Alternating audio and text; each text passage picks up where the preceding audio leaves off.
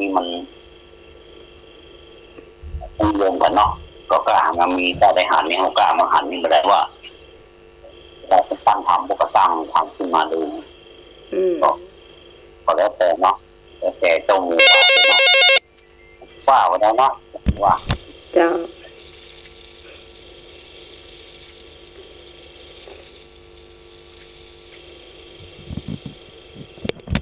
ว่าไปเลยเจ้าท่านทวันที่ว่าจะว่าตะกี้นี้มันเป็นโครงสร้าง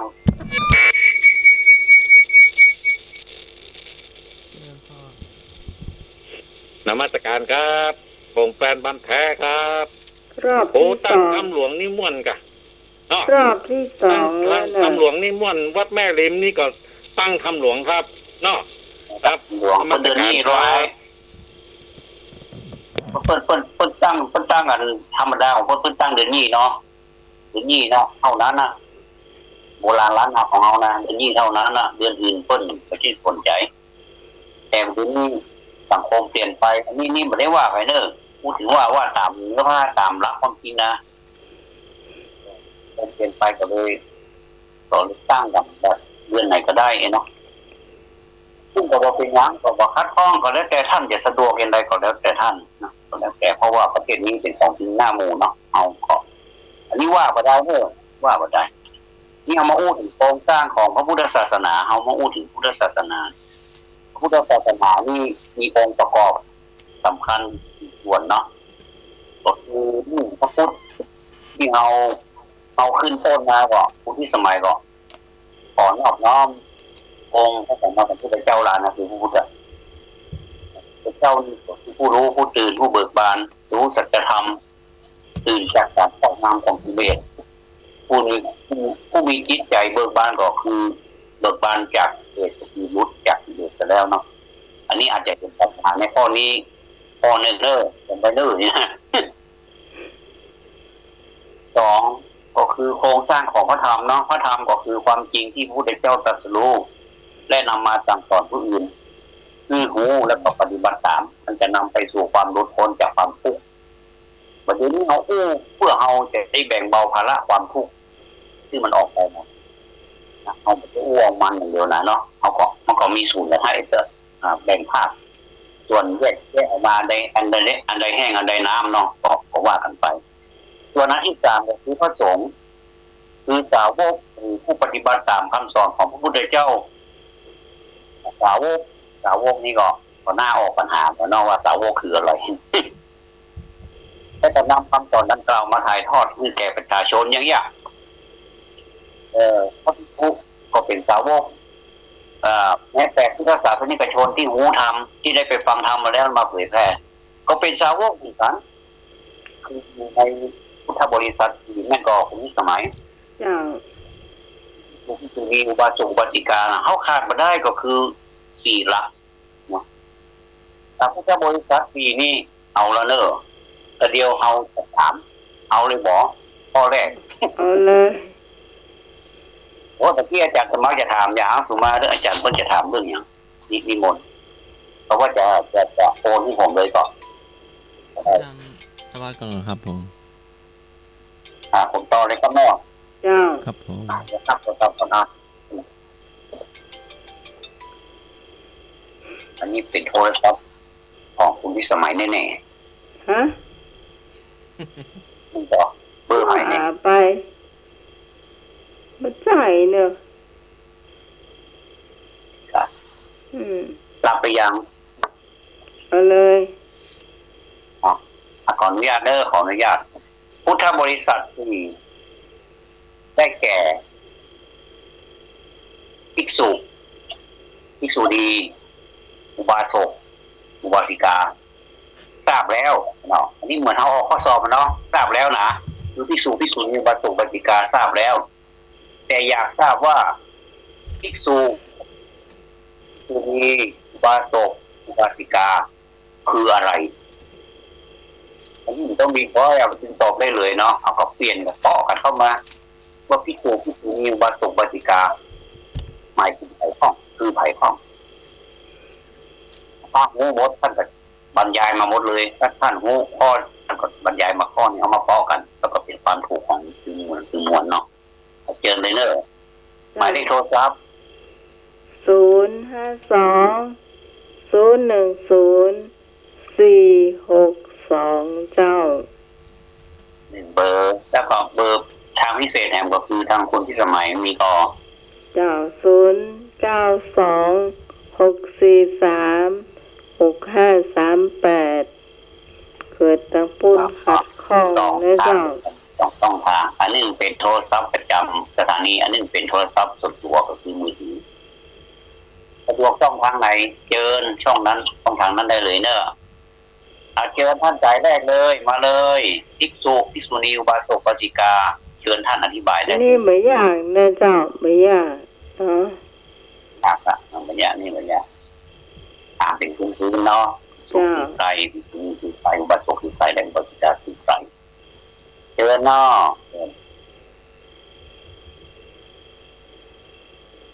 เชิญได้เลยเจ้าตรงนี้เป็นช่วงถาม052-010-462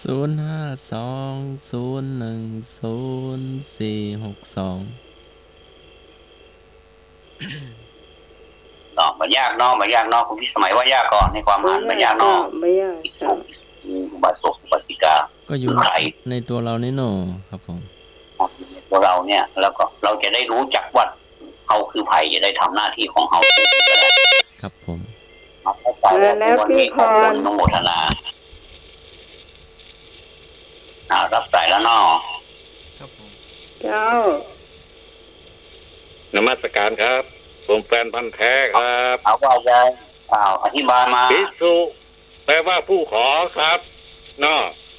ภิกษุณีแปลว่าคนที่เป็นเนี่ยบวชเป็นอย่างเนี้ยเป็นพราหมณ์ไม่อย่างเงี้ยครับอุบาสกคือผู้ชายเนี่ยครับอย่างผมเนี่ยครับใช่บาสิกาเนี่ยก็ผู้หญิงครับครับนมัสการครับ2ข้อแรกคิดเลยเจ้า2ข้อครับ2ข้อแรกคิดเจ้าอันนี้บอกเลยนี่ตอบบ่ถูกแฟนของแท้มาสายแรกมาภิกษุและอุบาสกแยกเขาป้อกันเพื่อความสมบูรณ์ของปัญหาเนาะต่อเชิญท่านที่2เชิญแสดงความคิดเห็นได้เนาะ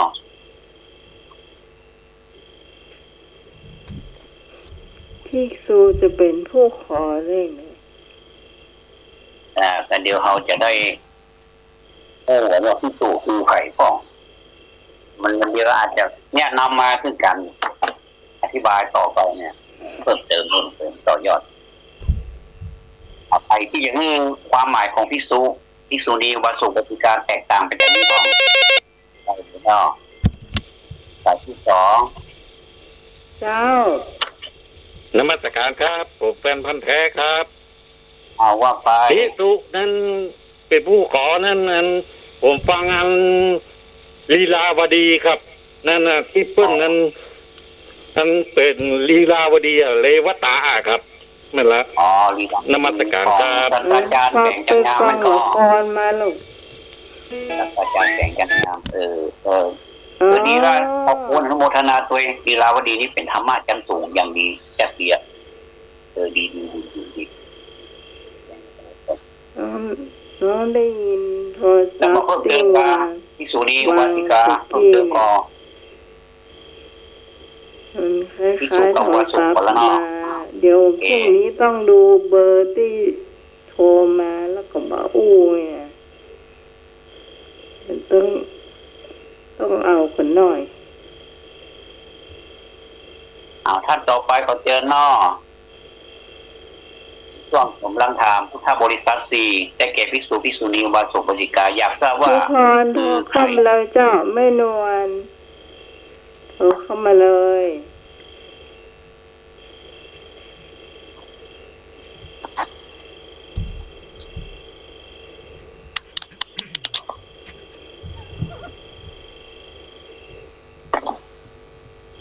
082-010-462 052010462ม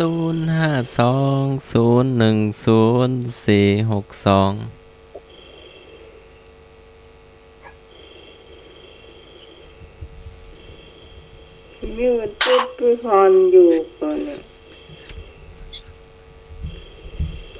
เชิญทุกท่านเลยเนอะมาตอบ เอา ได้ ไป เลย หมดภารกิจแล้วก็เจอเนอะช่วงนี้เป็นช่วงประเทืองปัญญา ครับผมครับอาจารย์ครับ เจริญพร การท่านสวัสดิ์ครับผมท่านสมาครับ เจ้าเจริญพ คือ ร ติดใหม่ครับได้ทำมาเชียร์ทุกท่านนะครับ ผมจะเอาคุณดีทุกุทุบากาทุบาทุกอ้อ เอาเลย4 ข้อว่าไปเลยน้องอธิบายได้เลยเชิญ ผมนุ่งขาวห่มขาวพระสุนีหรอ พี่สุนีเปิ้นห่มเหลือง โอ้ห่มเหลืองครับ ผมเหลือเป็นผู้เจ้าฝ่ายไม่ยิงให้เจ้าง่าย ครับดูบอกว่าตัวถ้าตัวเข้าใจเนาะครับ ๆเข้าใจเป็นพระที่สูงไม่ยิงเป็นพระสุนี ครับแล้วก็2 ข้อก็เรื่องวุฒิเทวดาไม่ยิงเข้าใจเนาะทุบา อยู่ก็ ครับ ครับ เจ้า ครับผม ได้ ครับ ที่สุดที่ ขอบคุณอุบาสกอุบาสิกามันไม่ว่าเนาะ จ้า อืม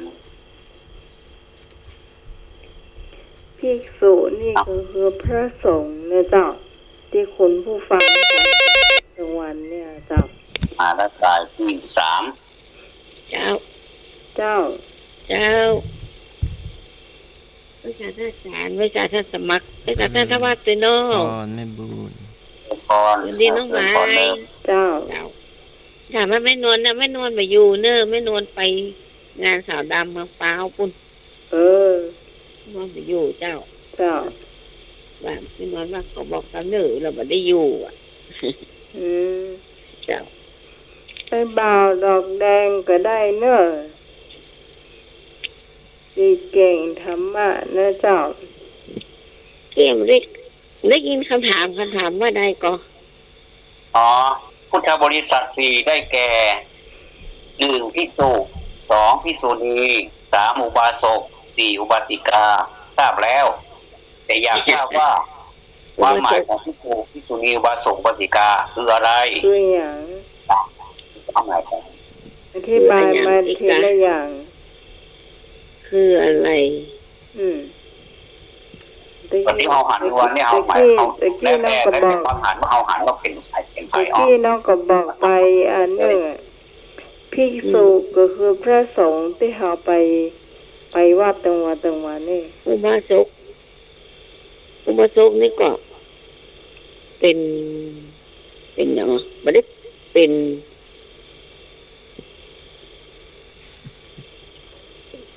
ชาวบ้านนี่เนาะอุบาสกอุบาสิกา เป็นคนบ้านแปลไม่ยิงแม่อุบาสกอ่ะ กระจายเจ้า คนจ่ายนอ เจ้าอุบาสิกาเป็นไม่ยิงเนาะเจ้า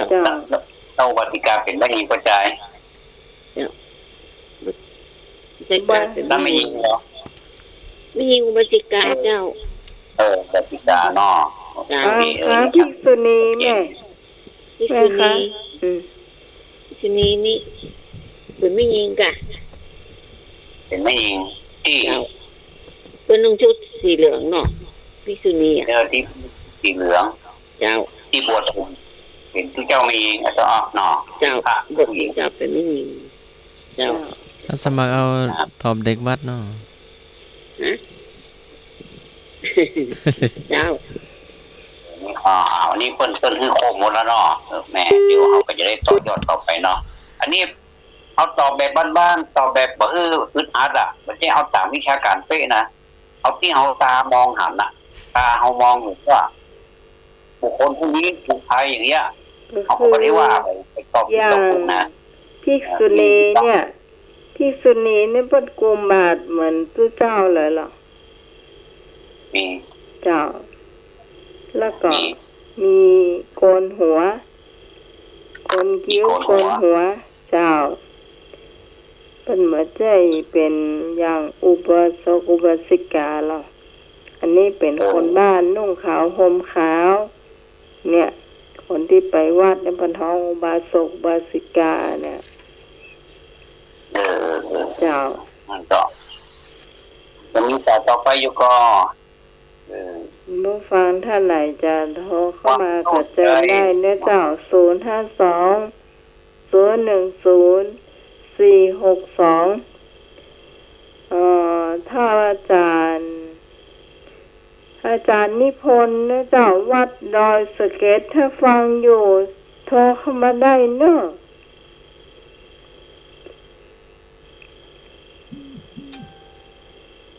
ได้เหมือนกันนะเจ้าเฮา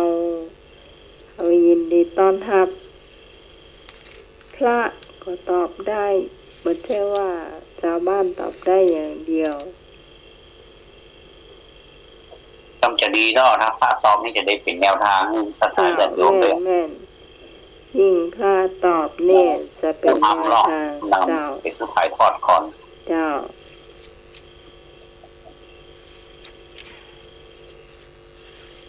น้องต้นฝ้ายวันนี้ไปไหน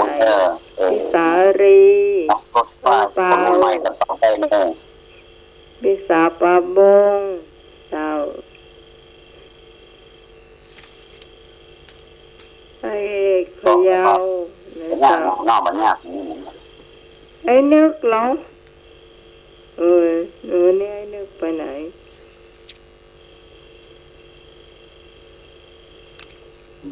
ยังไม่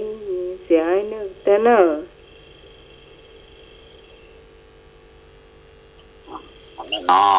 เอาเราบอกก็ว่าถ้าต้องแบบโทรมาแสดงว่าเพิ่งแต่รอฟังอย่างเดียวเจ้าเพื่อรักษาเวลาไว้ข้ออื่นเนาะเจ้าท่านแต่ละท่านที่ตอบมานี่ก็อนุโมทนาเลยว่าคือความหมายของพิสุนีวัสุบัติกาก็ถูกต้องเนาะแต่ว่าขอต่อยอดหน่อยนะว่าบางคนเราเข้าใจว่าภิกษุนี่คือผู้ขออย่างเดียวเนาะจริงๆแล้วคำว่าภิกษุนี่แปลได้หลายอย่างเนาะแต่เฮานี่ชอบแปลแบบ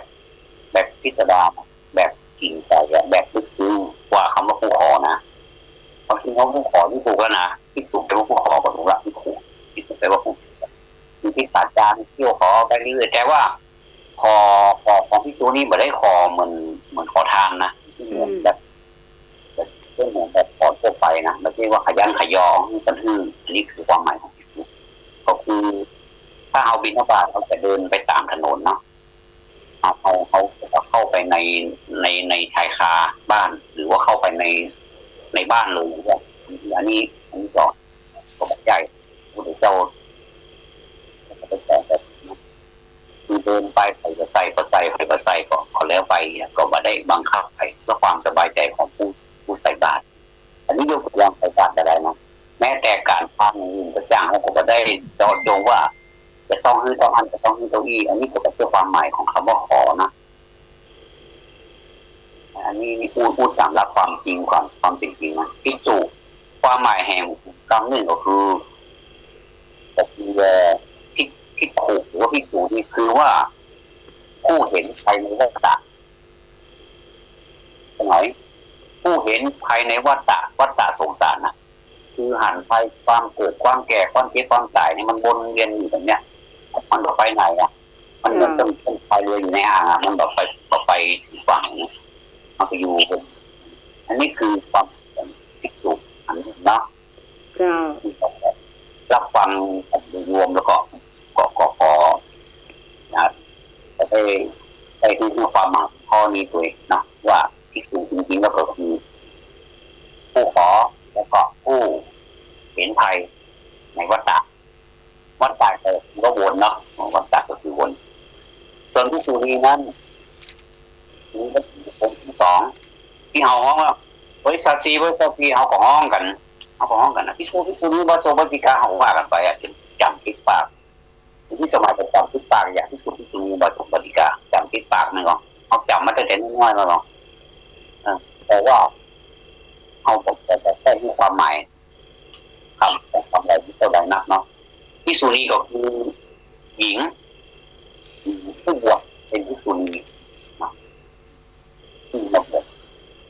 อันที่สามก็คืออุบาสกอุบาสกคือผู้ชายชาวบ้านผู้ชายชาวบ้านถ้าโทษโลกไปนี่เขาบอกว่าอุบาสกด้วยนะคุณพี่สมัยท่านผู้ฟังบัพพิกาบอกกัน ถ้าเป็นผู้หญิงเดินมาดุมๆเนี่ยแต่เขาก็ยังบอกว่าเพิ่นนับถือศาสนาอย่างของหมูมันมีศาสนานักกันเนาะมันอาจจะเป็นศาสนาอื่นก็ได้หรอกแล้วเอาไปห้องว่าคนบัพพิกานี่ก็บ่ใช่นะบ่ถูกแล้วนะเนาะถ้าเป็นนักอุบาสกคือผู้ชายชาวบ้านผู้ที่ตนเพื่อพระพุทธศาสนาวงเล็บเด้อเพื่อพระพุทธศาสนานี่คืออุบาสกในความหมายของพุทธของเราอุบาสิกาเหมือนกันคือผู้หญิงชาวบ้านผู้ที่ตนเพื่อพระพุทธศาสนาเช่นเดียวกันแต่ถ้าเป็นศาสนิกชนอย่างอื่นอย่างผู้พระเนี่ยเวลาคนชอบนิมนต์ไปอบรมพระพุทธเจ้าทั้งหลายที่มีความรู้คนจังนิมนต์เนาะคนจังนิมนต์แม้แต่อาจารย์สมัครกับให้แต่เคยเหมือนกันไม่กับภาพอาจารย์สมัครบ่อยเนาะ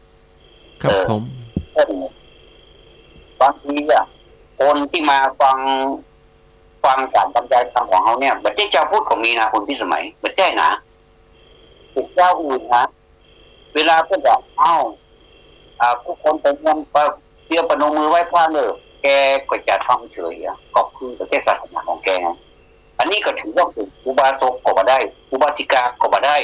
เพียงแต่ว่ามีส่วนเข้าไปร่วมในการฟังท่านมาได้จะเชื่อผมนี่แต่เขาผมมีสิทธิ์ในฐานะที่เป็นองค์กรนึงเนี่ยเป็นนักเรียนนักศึกษาก็ดีเป็นองค์กรนั้นองค์กรนี้ก็ดีเนาะเข้ามาเพราะว่าผู้บังคับบัญชาคือเข้ามาฟังทั้งที่คือบอกให้ฟังแต่แรกแล้วออกมาเพื่อให้มันแบบได้ชื่อไปฮะเนาะมันก็จะได้เกิดเป็นว่าในนะชื่อง่ายๆถ้าเป็นนักเรียนนักศึกษาจะได้เกรดไปเจอผ่านแล้วอันเนี้ยเลยผ่านครับนั่นก็คุณไหนก็คือมันก็มีแบบนั้นก็ได้แต่มันมีแซมอยู่ทุกครั้งไปแต่ว่าเอาของสามารถไปตามธรรมดาตามหลักของเราก็จะได้โจมตีศาสนาได้อันนี้ก็บ่ใช่เป็นอุบาสกถ้าเป็นผู้ใจนะถ้าเป็นไม่ยิงแต่ผู้วัติกาจะเนิ่ง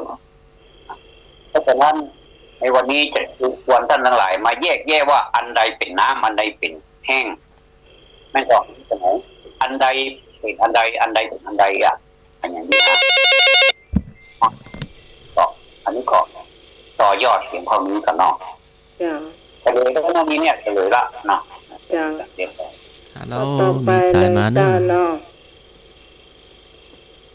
ข้อต่อไปเลยก็ต้องเสียเวลาอาจารย์สามารถจะถามขอที่คนนะครับ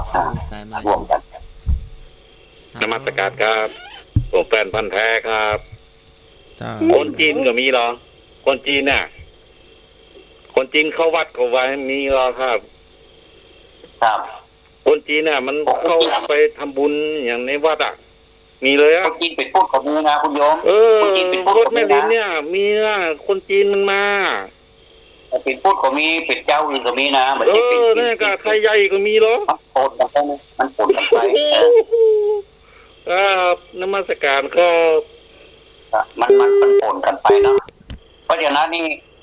บางทีถ้าอาตมาอู้อาจจะเข้าใจว่าอย่างมาอวดหัวกับใจเนอร์จะมาชี้แจงให้ฟังว่า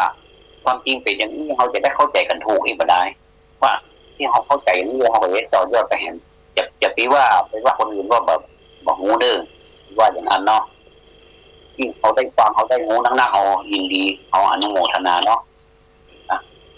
ต่อไปจะถามที่ว่าระวังเรื่องที่จะถามข้อนี้นะเอาละเอาเข้าใกล้ตัวที่เขาที่สุดนะก็คือที่เขากราบวันเนี่ยกับ1กับ2กับ3แล้วเขาอยากพระพุทธพระธรรมพระสงฆ์ไงเนาะอยากทราบว่าพระพุทธคือผู้รู้ผู้ตื่นผู้เบิกบานทราบแล้วว่าเป็นผู้รู้ผู้ตื่นผู้เบิกบานคือรู้อะไรตื่นอะไร และเบิกบานอะไรเจิญตอบรู้อะไรที่เราเข้ารายการใหม่ๆเราอธิบายแล้วเนาะว่ารู้อะไรเบิกบานอะไรตื่นอะไรแล้วก็เบิกบานอะไรเอาเจ้าเนื้อเลยเนาะเอาแก่นเน้นเนื้อมันเลยเนาะเนื้อเนาะ2 ช่องทางเนอะทางโทรศัพท์สถานีตัว 052 010462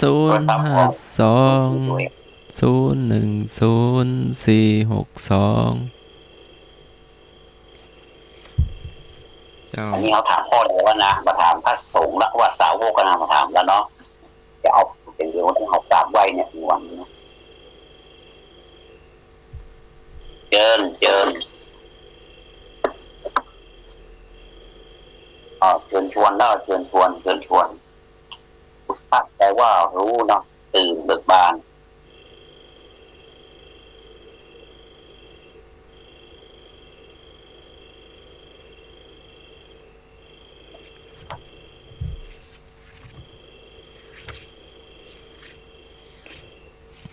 เงียบสนิท ยากพอคุณพี่สมัยยากกว่าเนี่ย บ่ยากครับผม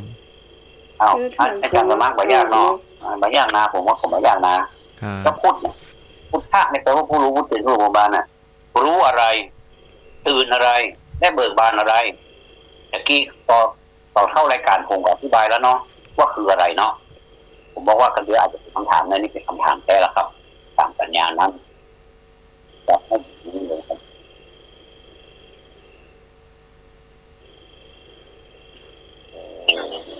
ท่านสมาตอบเลย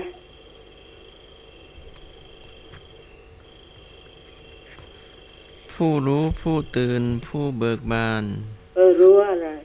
ฮะ รู้อะไรแยกออกมาเป็นกรรมก่อนนะครับอาจารย์รู้อะไรก่อนตื่นจากอะไรกับเบิกบานอะไรเขาคิดตามเนี่ยตามความรู้สึกของเขาเนี่ยพระพุทธเจ้าคนนี้มุ่งหวังอะไรเงี้ย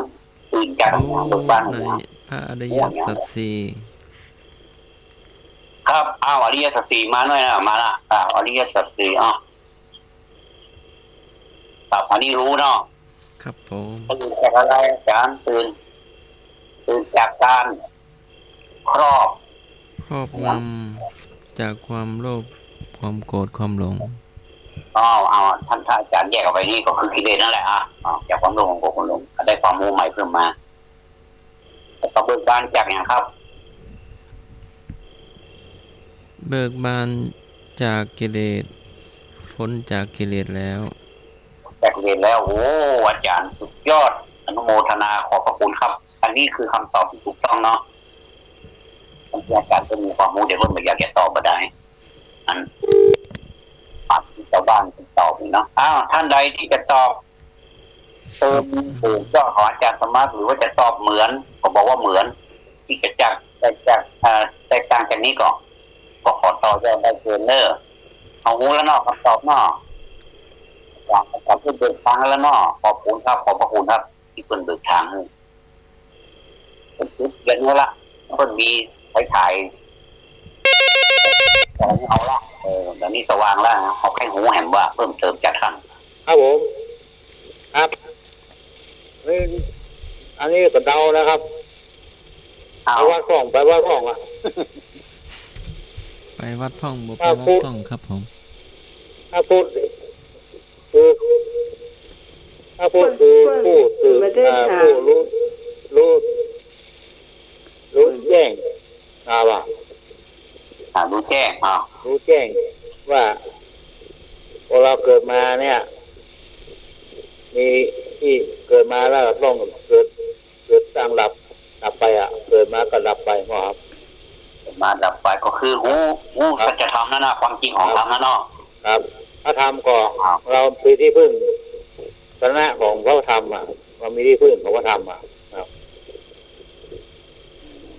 เพิ่นถามว่าผู้รู้ผู้ตื่นผู้เบิกบานตื่นจากอย่างไรตื่นจากอย่างแต่หมดตอบอย่างพ้นทุกข์โบราณครับโลภโกรธหลงครับได้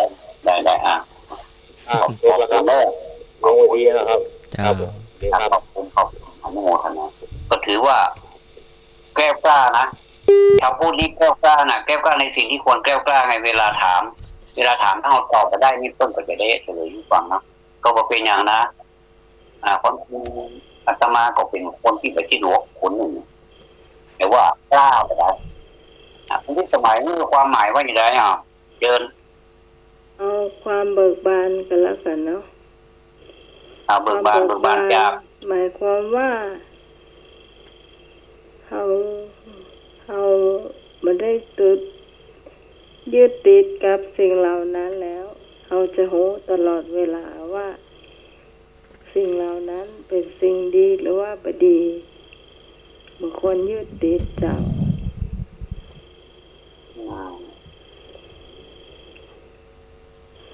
อย่างกิเลสเนี่ยถ้ามันมาเราก็หูเขาไม่ได้ยึดติดอันนี้คือความหมายของเบิกบานนอกเจ้าก็อยู่ในลักษณะอยู่ในข่ายของพระอาจารย์สมัครแต่พระอาจารย์สมัครถูกต้องที่สุดเนาะว่าผู้รู้ก็คือรู้อริยสัจสี่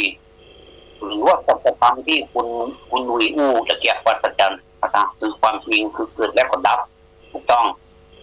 แต่ว่ามันเป็นภาษาที่บ้านๆที่เขาพูดกันนะเกิดแล้วก็ตายก็คือดับก็คือสัจธรรมนั่นแหละพูดว่าเขาพูดแบบบ้านๆเขาบอกได้ว่ามันตรงเป๊ะเป็นวิชาการเลยแบบได้นาคนที่สมัยหมายความว่าที่มันกลายไปที่มันเข้าข่ายนั่นก็ถือว่ามันถูกต้องนี่เนาะแต่ว่าเขายังมาสื่อมันถูกที่สุดอีกแล้วอย่างอาจารย์สมัครตอบที่นี่ถูกเป๊ะเลยเนาะถูกที่สุดแล้วเพิ่นก็ยังผมถามท่านอาจารย์ว่าตื่นจากการครอบงำความจริงครอบงำของกิเลสก็ใจได้แล้วนะแต่ว่าท่านกรุณาบอกต่อไปว่าครอบงำของความโลภความโกรธความหลงอันนี้สำเร็จนั่นก็คนที่สมัยก็คือกิเลสก็คือเครื่องสมองก็คือมีอย่างมีโลภโกรธหลงเป็นต้นโค่นเลยเนาะแล้วก็ผู้มีจิตใจเบิกบานจากการหลุดพ้นจากกิเลสตอบเท่านี้คงจะได้คะแนนแล้วเต็มไปเลยนั่นก็ผมอาจารย์จะนำให้เต็มเลยเนาะแต่ขอบคุณพอโคนทั้งโทรมาแล้วก็โทรมาก็เป็นอย่างก็ฟังกันทั่วไปก็ไม่เป็นอย่างน้อยคือ2 วันเนี่ยประมาณก็ไม่ค่อยสบายใจแต่ผมมีเสียงโทรศัพท์หนาวแต่ว่านี่ยังน่าจะก็ผมรู้เลยนี่นะอาจารย์ถามต่อแป๊บอาจารย์ผ่อนคลายขึ้นครับรีแลกครับรีแลกผมครับวาโยธาตุมี6อย่างคืออุทธะทังคมะวาโยธาตุข้อใดมีความหมายตรงกับคำภาษาบาลีคำแรกอุทธะทังคมะวาโยธาตุที่พัดขึ้นสู่เบื้องบนขอวาโยธาตุที่พัดลงสู่เบื้องล่างคอวาโยธาตุที่อยู่ในช่องท้องงอวาโยธาตุที่อยู่ในลำไส้ใหญ่จอวาโยธาตุที่อยู่ทั่วร่างกายรอวาโยธาตุลมหายใจเข้าออกวาโยธาตุทั้ง6ข้อใดตรงกับคำภาษาบาลีที่ว่าอุทธังคมะวาโย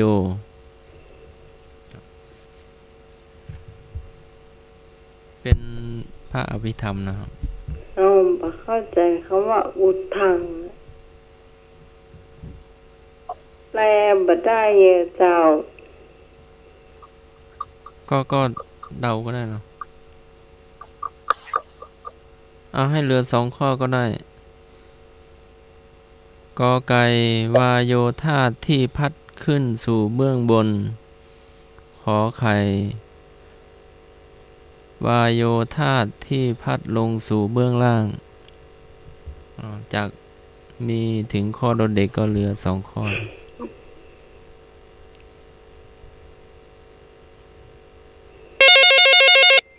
วายโยธาตุคือธาตุลม ครับผม เจ้า ครับขอไก่ก็โง่ครับ ข้อไก่ลมพัดสู่เบื้องบนเนาะ ครับ เจ้า ครับผมครับ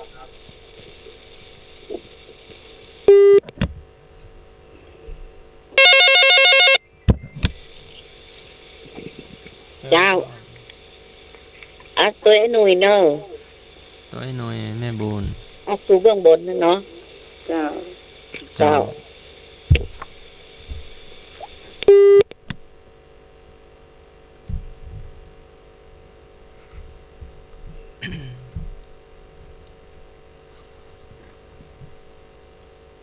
เป็นพระอภิธรรม7เนาะปรมัตถโชติกะปริเศษที่123 จิตเตติสิกรูปนิพพาน สวัสดีครับ เจ้าไอ้เนี่ย ขยันมีเบียต่อเด็กปุ้น จากดอเด็กก็เหลือ2อ่ะลูก ตัวพ่อกำนันหนุ่ยนะครับ โอ้ถ้าเต่าหมดเนอะ ข้าเต้าก็เต้าหมดอะ อืม ผมมองว่าไปพอเปิ้นทอดกระถิน ที่ไหน ที่วัดต่อหายเนี่ย จ้า ตั้งแต่9 โมง อืมโอ้นี่กระถินนักแต๊ะจ้า ครับทอดกระถิน อืม 7 แสนหมาย สะท้อนครับ โอ้โหดีใจตัว ไอ้ เนาะ เหลืองลีดนักกะตอดอะ ฮะ ไอ้เหลืองลีดนักกะ อ๋อเจ้า ครับ มันใกล้บ้านผมเนาะ พอทอเรื่องรีด ผมเลยไปหอมเปิ้นตุย อืม แล้วก็ไปที่วัด อืมถ้าเจอก็บอกว่าน้องใหม่อนุโมทนาตัวไอ้เนาะ ครับ เจ้า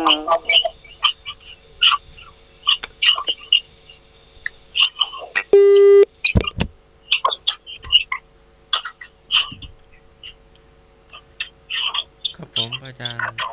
พระอาจารย์ถ้า เชิญ ว่า นะก็แก้ก็ ดั แก้ ง ครับผม แต่ว่าละ เสียงสะท้อน ต้องวางแล้วโทรใหม่ อ๋อ ไม่ได้ยินอย่างสักอย่างนะครับเงียบขนาด ต้องวางแล้วโทรใหม่เหมือน ครับ แต่ว่า ตอนนี้ก็เงียบแล้วนะ เหมือนเงียบสะท้อน เงียบขนาดแล้วคือผมได้ยินเหมือนกันผมก็กล้ากับผมก็ไม่ได้ยากนะมันปีอันน่ะ ครับผมได้จะลองโทรใหม่เนาะครับ ตอนนี้เงียบแล้วครับมันมา ครับ ถ้าท่านสมัครอู้จะเสียงสะท้อน มันมาได้ มัน เดี๋ยว ต้อง ขอ วาง โทร แล้ว หา โทรใหม่ ครับผม อืมว่าก็เป็นแบบเนี้ยหลายรอบของท่านวัดให้โทรใหม่ก็ดีละมี3-4 ท่านเนาะ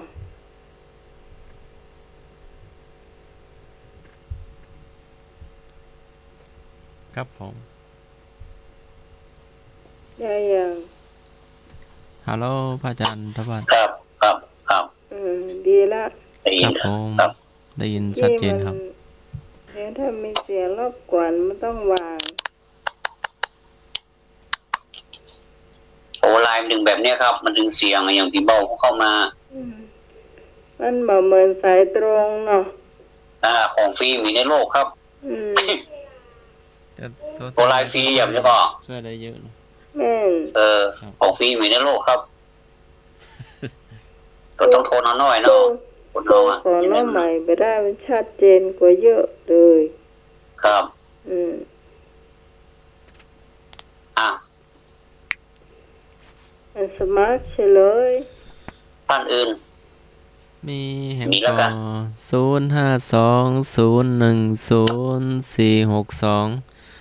โอ้ใส่เขาไปรับหมดละ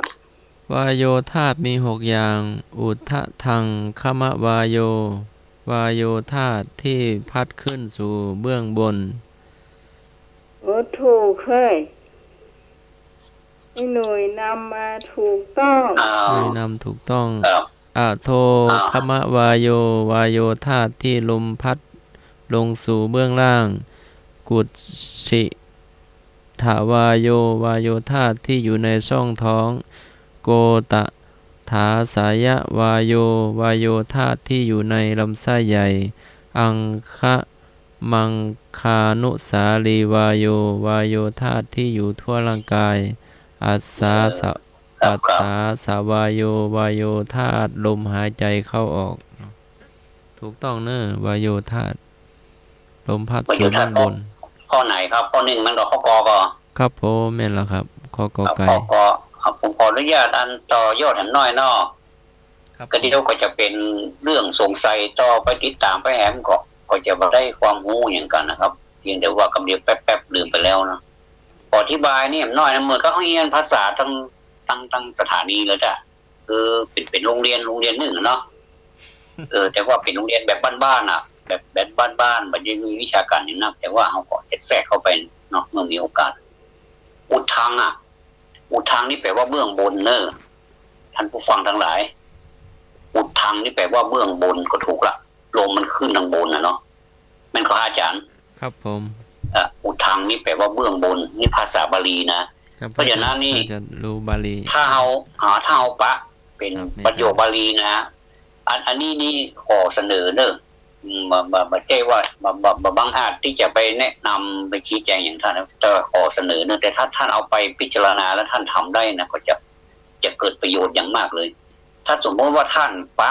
คำศัพท์ที่มันแบบแปลกๆที่มันแบบแปลยากช่องทางที่1ก็คือท่านเปิดพจนานุกรมเนาะก็จะมันมีหนังสือทั่วไปเนี่ยมันมีทั่วไปหมดเพิ่นก็อธิบายให้ฟังว่าเป็นอย่างนี้ช่องทางที่2ก็คือมือถือของเฮานี่แหละมือถือที่ใจไลน์ใจอย่างนี้นะใจ Twitter ใจอย่างไรใจเนี่ยเฮาก็สามารถที่จะกดเข้าไปดูได้คำว่าอุทังตะกี้อาจารย์ว่าอย่างก็อุทังอย่างก็อุทะอย่างก็ข้อแรกครับครับอุทธะทังคมวายโยครับนะเอาเนี่ยพิมพ์เข้าไปเลยเอาพิมพ์ยังบัดทรานสเลทแต่เนี่ยมันปรากฏออกมาแล้วอาจารย์มันออกครับผมอย่าง Google เนี่ยมันปรากฏออกมาแล้วเฮาก็จะได้มันคืออันนี้เลยถ้าท่านฟังไปตัวท่านมีมือถือไปตัวท่านสามารถใจเนี่ยเป็นคำตอบไปได้เลยมันก็ถ้าสมมุติว่าบาลีนะก็บ่ได้ว่านะบ่คือเปิดมันก็อาจารย์ครับเปิดไปได้เลยนะหาไปเลยว่าทรัพย์อันนี้มันคืออะไรที่ปัญหานี่มันคืออะไรอันนี้อาตมาเสนอบ่ได้เนอะบ่ได้แนะนำเนอะบ่ได้มีเจตนาจะแนะนำไปก็บางอ่านเนาะเอาอีเนาะก็ถ้าเจอทรัพย์ที่แปลกๆก็ขอเจอ1โหหาได้เลยรับสายเนาะฮัลโหลเจริญพรนมัสการครับโปรแฟนพันธุ์แท้ครับบัญญาครับน่ะไปซื้อคำแปลสมุดแปลนี่กะน่ะเอาเลยซื้อเลยอาตมาสนับสนุนแปลอนุโมทนาเลยครับนมัสการครับแปลมาเลยมันมีหนังสือมันมีตำราอันนี้จะเนี่ยถ้าสมมติว่าร้านหนังสือมันหลงเหนะมันจะนับไปทางอย่างอื่นเนี่ยเขาก็ไปซื้อที่ร้านสังฆพันธ์ร้านสังฆพันธ์นี่มีหลายมันก็อาจารย์เนาะในเมืองเชียงใหม่ของเขานี่มีหลายหรือไม่ก็ท่านจะไปร้านหนังสือที่มันดังๆในเมืองเชียงใหม่ของเขานี่ก็นับเนาะไม่ริมนี่ของมีอยู่หรอกหนังสือร้านหนังสือหรือว่าท่านจะเข้าไปในห้องสมุดก็ได้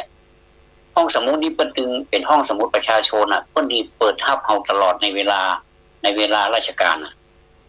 เอาวันค่ำที่เฮาช่วงไหนที่เฮาว่างเขาแวบเข้าไปเลยแล้วเฮาก็จะได้ความรู้จากนั้นมาแล้วก็ขอแนะนำท่านเนาะมีสมุดเล่มน้อยๆอันนี้ผมอาจารย์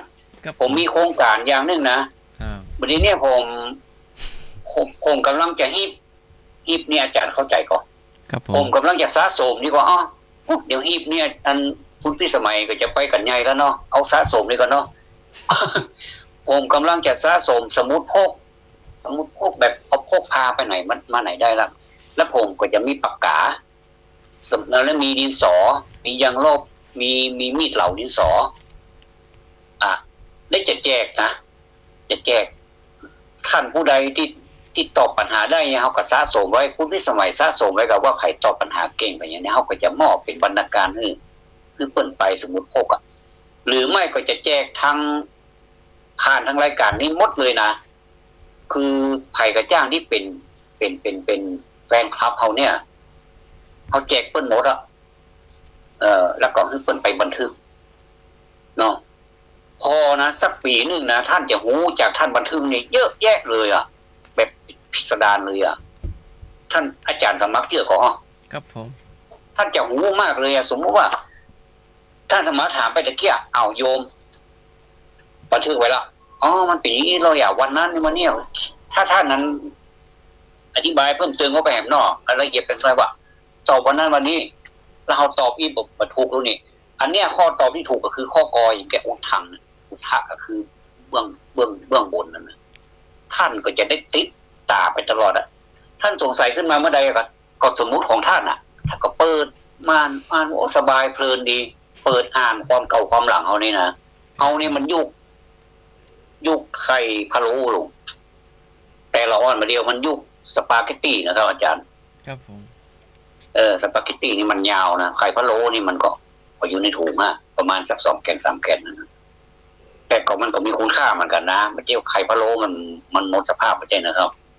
แต่คือเราอู้กับคุณที่สมัยเนาะไข่พะโล้ม่วนจะตายไข่พะโล้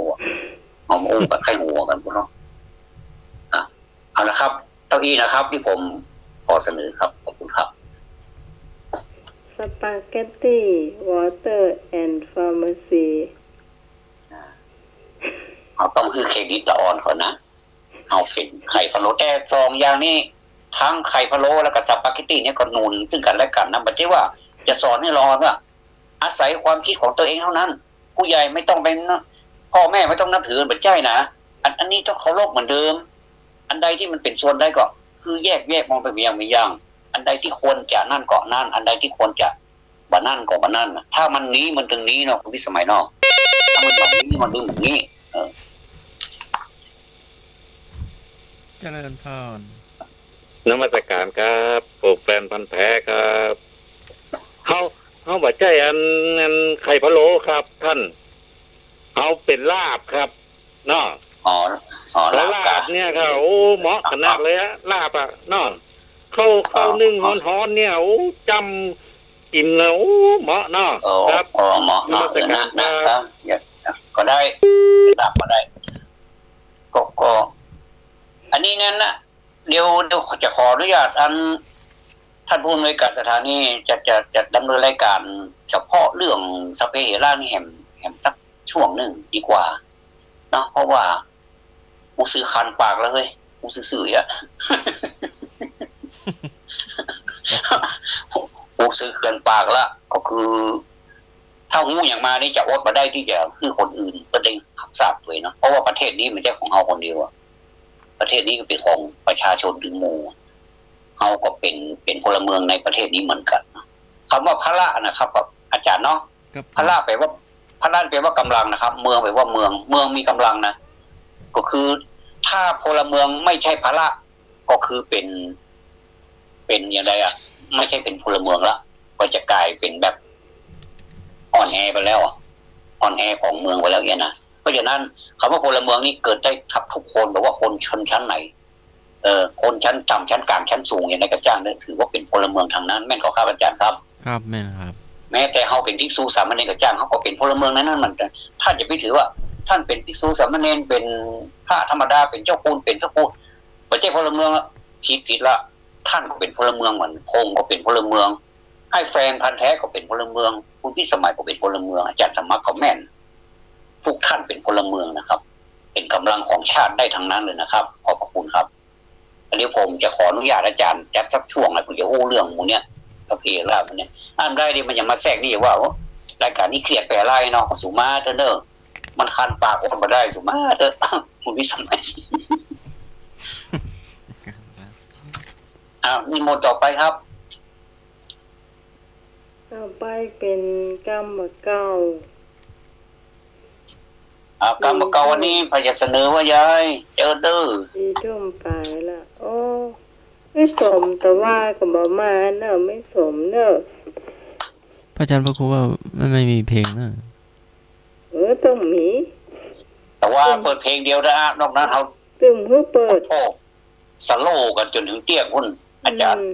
เสียงปลา ต ย กไปอยู่เสมิงกะ จะมาพอดีโยมนิมนต์ไปนะ ล้ำเนี่ย อ๋อได้ฟังก่อนครับ แต่ว่าเขาล้ำเวลาอาจารย์เนี่ย โยมเข้าในป่าในดง เสียงก็6 นาทีเหมือนยังเตือน อันแต่สุมาเตอร์เนอร์อาจจะทำให้รายการนี้กลายเป็นธรรมะที่เครียดไปก็ได้ผมขอสุมาเด้อขออันธรรมะของสุมาท่านผู้ฟังเด้อบ่ได้มีเจตนาที่จะทำให้บรรยากาศมันเสีย แต่ว่ามันเป็นคนอย่างเงี้ยมูจะว่าอย่างไรอ่ะตบปากคำว่ากรรมเก่าไผทรงเข้ามาประกวดเจอเนอะเขาจะได้ช่วยกัน แม่ สะดอกออกมาเราปิด ก็ คือ ได้ อย่าง แม่เจ้าแม่ห้วยลานแม่สมแม่ขาแม่เจ้า แม่บัวเขียวก็ได้ แม่แดงก็ได้เจ้า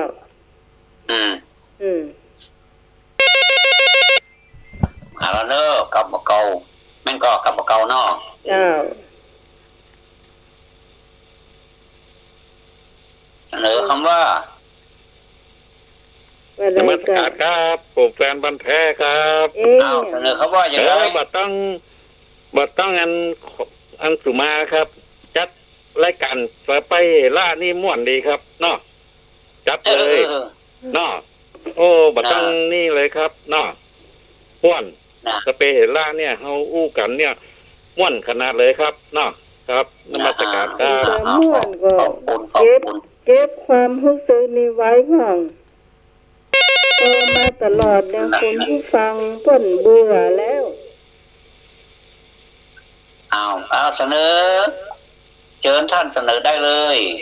ช่วงคำประเก่า ข้าอาจารย์ใน2 รูป 2 องค์เจ้า เจ้า น้องหมาย เจ้าเลยพอเนอร์ เจ้า ท่านไม่ต้องว่าอย่างอ้ามเจ้าม่วนดีนะ จ้า จะไม่ว่าใครมันว่ามันเครียดมันจะเครียดเลยเจ้า เรียกกาขอบคุณเนอร์กำลังใจเนอร์ เครียดเจ้า เขาได้ความรู้เนาะเขาได้ความรู้เนาะ ความหูได้ความหูดี เจ้าเดี๋ยวแม่ไม่ แล้วก็เดี๋ยวรอเดี๋ยวคุณโยมรอ5,000สมุดพกดินสอยางลบปากกาเนอร์อาตมาเตรียมไว้กำลังฮีบอยู่นะเดี๋ยวจัดแจกแฟนธรรมะการเทียบนี่ทุกท่านเลยเนอะ เจ๊ไปดังใดเจ้า ก็จะปกติไหนเดียวจะแจกนะแจกก็จะเอาไว้พกอันเนี้ยเอาไว้พกประจำตัวเขาเนี่ยเวลามีปัญหาอย่างเขาก็เขียนใส่ห้ามอย่าง แม่จะมีโทรศัพท์ไลน์นะเป็นโทรศัพท์รุ่นเก่าเนี่ย แม่ชื่อหยัง แม่สม แม่สม แม่สมอยู่บ้านหยัง ไปค่ะ อันนี้ก็คือความสนใจเรื่องนี้ เอาเลยกรรมเก่า เขาต้องคุกไก่ปลูกดินนะอย่างเจ้า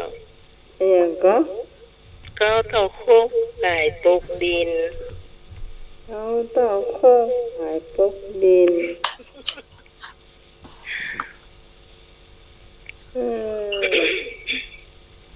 อันอย่างนั้นแม่นะคำว่าอะไรนะ ก็มันต้องคุกไก่มันปลูกดิน เกาเข้าคกปลายตกดิน ถ้ามารวมกันเป็นกอก็ เป็นก่อนะเจ้า ก็ขาย ถูกต้องจ้า อันนี้มันจะเป็นอะไรอย่างอ้อไปแล้วนะเอากรรมเก่าก่อนแม่กรรมเก่าก่อนต้องบอกเก่า เจ้า ครับผม เจ้า นี่ เขาแท้ๆเนี่ยปลาที่ปูนร้องอ่ะฮะปลาเมื่อกี้ปูนร้องอ่ะกำเขาแท้ๆว่าแย่ก็หนูไถนามาหล่มหมาหมาโลดลัดหนูหมูไทยหน้าหมาโลดลัดหมาโลดลัดมันก็เปรียบเหมือนคนเฮาน่ะทำดีแทบตายมหาลอกแต่ว่ามีบางคนหันแก่ตัวมาโลดลาดกรรมเดียวเอาหน้าเป็นคำมาเคยเป็นคำเปรียบเปรยนะคำแบบเก่าหมูล่นไปนาหมาล่นมาวัดค่ะล่นลาดฮะหมูมันปั้นคะนาแล้วก็หมาล่นลาดนะหมูปั้นคะนาหมาล่นลาดขยันนะจานหมูมันไถนามันขยันจนปากมือเบื่อแล้วหมาเหยียบกันหรือว่าหมาเหยียบมันเหยียบเบื่อหมดอ่ะอันน่ะลักษณะที่คุณพิสมัยว่าที่น่ะคนหนึ่งทำดีหิมสายแล้วคนหนึ่งมาทำลายอย่างเดียวกันมาย่ำคณาหรือว่ามันทันมาย่ำมาทำลายทำลายเหี้ยแล้วก็ก็หอยติดหรือว่าจะมีความหมายเพิ่มเติมว่าอย่างไรก็เจอเนอร์มากเนาะจะได้มีความรู้กว้างๆเนาะเจ้าอาจเจอเนาะเอาท่านใดที่จะมาให้ความหมายเพิ่มเติมครับผมมันลำบากคนที่ทำดีแล้วก็บางครั้งก็หมดกำลังใจเนาะแม่นละทำดีแทบตายเราอยู่ได้กำลังใจเนาะถ้าว่ากำลังใจหมดหายไม่หมดก็ประหยัดแค่ทำแล้วความดีมันก็กลายเป็นโกนบลีกันเพิ่มขึ้นจริงๆก็ผมจะหันหัวเฮาท่านใดที่จะให้ความหมายเจอเนอร์ไอ้หนุ่ยว่าอย่างไรไอ้หนุ่ยเจ้าของปัญหาความหมายมันคืออย่างนี้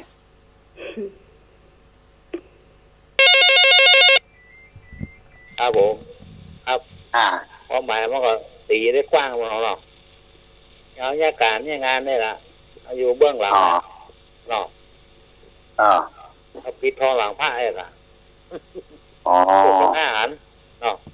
ครับกระส่วนหน้าแต่เบื้องหลังนี่เอาทำงานละทำงานมาตลอดเบื้องหลังจะมีให้หูจักหมอเบื้องหลังสเปดมีมารเหมือนกันมารมาเหมือนคนมาคัดขวางไม่ได้หรอก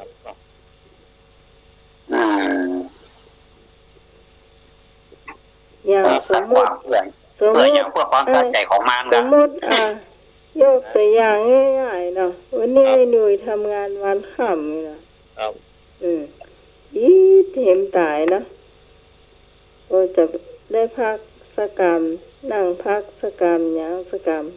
เดี๋ยวเจ้านายหนุ่ยเข้าบ้านมามีคนเสนอหน้าโอ้วันนี้ผมทำงานหมดเรียบร้อยเนอะเที่ยวกับพ่อคนเดียวเต้เนี่ยประมาณเนี้ยใช่หนุ่ยป้าเนี่ยแล้วคนที่ได้หน้าคือไผมันก็ทันทวัฒน์มันนะ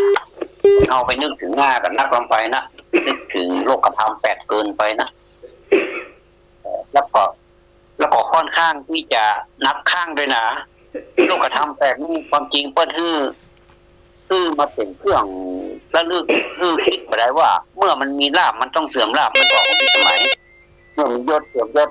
เมื่อมีทุกข์ก็มีทุกข์แบบมันเป็นของคู่กันไปแต่คนเขาจะเอามันดีอย่างเดียวนี่ก็เอาพักใจเนาะที่แม่กับหมูนี่ค่ะเจ้าแม่กับหมูคือแม่เนี่ยบ่ได้ทำงานอย่างซักอย่างแล้วหมูนี่ลงทำงานนอกเลยที่นี่กับ เพื่อนมันว่ามันทำงานนะก่อนนี้ก็เป็นไปบอกขายคนที่ใจนี่กะที่ใจมาทำงานนะนั่นน่ะมันทำแล้วมันก็มันมาโศกแล้วเนาะแล้วก็มันกลิ้งไปนอนเนี่ยนะว่าไม่ได้ไปทำงานแล้วก่อนเนี่ยแม่ก็ว่าโคมครับโคมทำงานครับ ไปดูก็มีหอยแหมเตบูนนี่หมูบุญเนี่ยก่อนแล้วก็แหมนี่ไปรอดบ่ได้ไปรอดแล้วไปหอยแหมแล้วก็บอกเป้แหมอย่างแกบอกซะแน่อย่างแกแหมซะแน่เนี่ยที่คุณทำนี่คือหมูคุณทำงานนะคือหมูแหมนี่ไปได้ทุกอย่างไปรอดบ่ได้กลายเป็นว่าหมานี่ได้รับความดีไปเหรอแทนหมูแหมได้ดีไปเหี่ยอย่างหมูทั้งที่หมูทำงานปักบืนพลื้อแบบเกี้ยนะเกี้ยที่หมูได้กินหมูได้กินแกบแม่ได้กินข้าวอย่างเงี้ยนะแต่นะความบ่มาเลยเกี้ยแปลกปืนพลื้อมาย่ำหอยลอยทางย่ำหอยหมูภาคอีสานเนาะภาคอีสานเป็นหน่วยก่อกวนเนาะหน่วยก่อกวนบ่ได้มีหยังซักอย่างไปแค่ไปย่ำบ่ได้ไปชอบเป็นหน่วยก่อกวนได้ซะแน่อย่างกะแต่มาไม่ได้ละอายเนาะแต่มันเอาซะแน่ดอกมันบ่อายอันนี้นี่เป็นคำเปรียบเทียบบ่ได้แต่ความจริงระหว่างหมากับหมูนี่เปิ้นรู้เรื่องแต่เฮาคงมาตั้งไว้บ่ได้มันก็อันแม่มันก็รู้เรื่องเหมือนกันอันพระเจ้าจะถ่ายนาอ่ะไอ้หมูกับแม่นี่ต้องไปถ่ายนาอ่ะถ้าคนไหนถ่ายนาแล้วจะให้กินข้าวถ้าคนไหนบ่ถ่ายก็จะให้กินแกบเนี่ยอันนี้เป็นคำเล่ากันมานะไปอันนี้ก็2ตัวนั่นก็ไปแม่นี่ก็ไปนอนเฝ้าหมูกับบุญนะบุญจนแล้วอย่างเงี้ยแล้วกับหมูกะออกไปแม่ก็เขาเจ้าแม่ไปน้อยแม่หมดมันให้ภูมิใจกันนะเนาะกูทำงานดีละเนาะนั่นแหละทำงานดีละเนี่ยโอ้ยิ้มมีความสุขขนาดเนาะน่ก็ว่าอันนี้ก็ไปตัดสินเป็นพระเจ้าตัดสินว่าอ้าวใครทำแล้วใครทำแลเต้อย่างแกก็มาแม่เป็นคงครับเนี่ยพอด้วยสายตากันนึกว่าหมาทำงานก็เลยเชื่อตามนั้นก็เลยได้ปูนบำเหน็จไปเลยไปดูเป็นหอยแม่เต้แล้วก็หอยบุญนี่เป็นหอยหมูก็แม่หมูบุญหมูทำเนี่ยหมูอย่างมีหอยอ่ะผู้ที่สวยก็คือหมูแต่อันนี้นะอันนี้เป็นคำเปรียบเทียบจัดปีอ่ะเจ้าดีนะเจ้าโอ้อนุโมทนาเด้ออันนี้เอายุคที่เอาอู้นี่เป็นยุคพะโลนะคุณสมัยเนี่ยยุคพะโลก็คือเอากรรมเก่านี่มาอู้มาฟื้นกันยุคพะโลเอาเป็นยุคพะโลเจริญพรเจ้านมัสการครับผมแฟนพันธุ์แท้ครับทั้งหมูทั้งหมาเนี่ยจีนมันลำขนาดเลยอ่ะเนี่ยโอ้กับข้าวเหมาะขนาดเลยครับเนาะนมัสการครับอันนี้ยอมรับว่าเป็นหน่วยก่อกวนแต่เลยในสังคมนี่ก็เหมือนกันเด้ออันนี้นี่เป็นกรรมเก่าเนาะกรรมเก่าแล้วควรจะเอามาเป็นหลักปรัชญาในการคิดได้เหมือนนะเป็นหน่วยความรู้หน่วยนึงเหมือนกันอันไม่ก็อาจารย์ละมักเนาะครับครับเป็นหน่วยความรู้หน่วยนึงเหมือนกันหลายคนที่ใช่รายการเฮาก็เป้าไอ้คนเนี้ยบอกหูเนี่ยผมจะเสนอสักข้อเนอะกรรมเก่าเนาะเน็ตขนาดคำว่าเน็ตขนาดอันนี้ก็เป็นกรรมเก่าเหมือนกันนะเน็ตขนาดเนี่ย คุณพี่สมัยเราว่าเรามันคืออย่างเน็ตขนาดอาจารย์สมัครลองแปลแล้วครับเน็ตขนาดคืออย่าง นั่งสมาธิเมินเน็ตขนาดเน็บกิน นั่งสมาธิเน็ตขนาดอ๋อแสดงว่าตีนเป็นเน็ตมันก็ ครับผมแม่นก็ครับ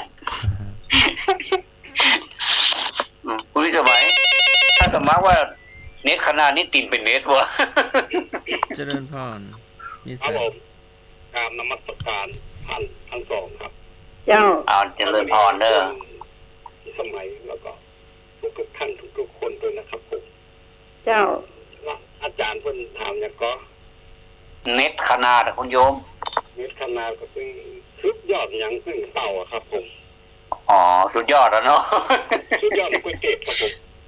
สุดยอดคุณเตะแต่อาจารย์มักบอกว่าเน็ตขนาดนี้คือนั่งสมาธิว่ะตีนเป็นเน็ตวะ ครับผมครับ ก็แล้วแต่มันเป็นอย่างเนอะขอบคุณเนอะเจริญพร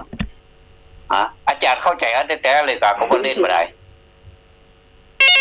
เข้าใจแท้ๆนะครับ เอา เมืองภาษา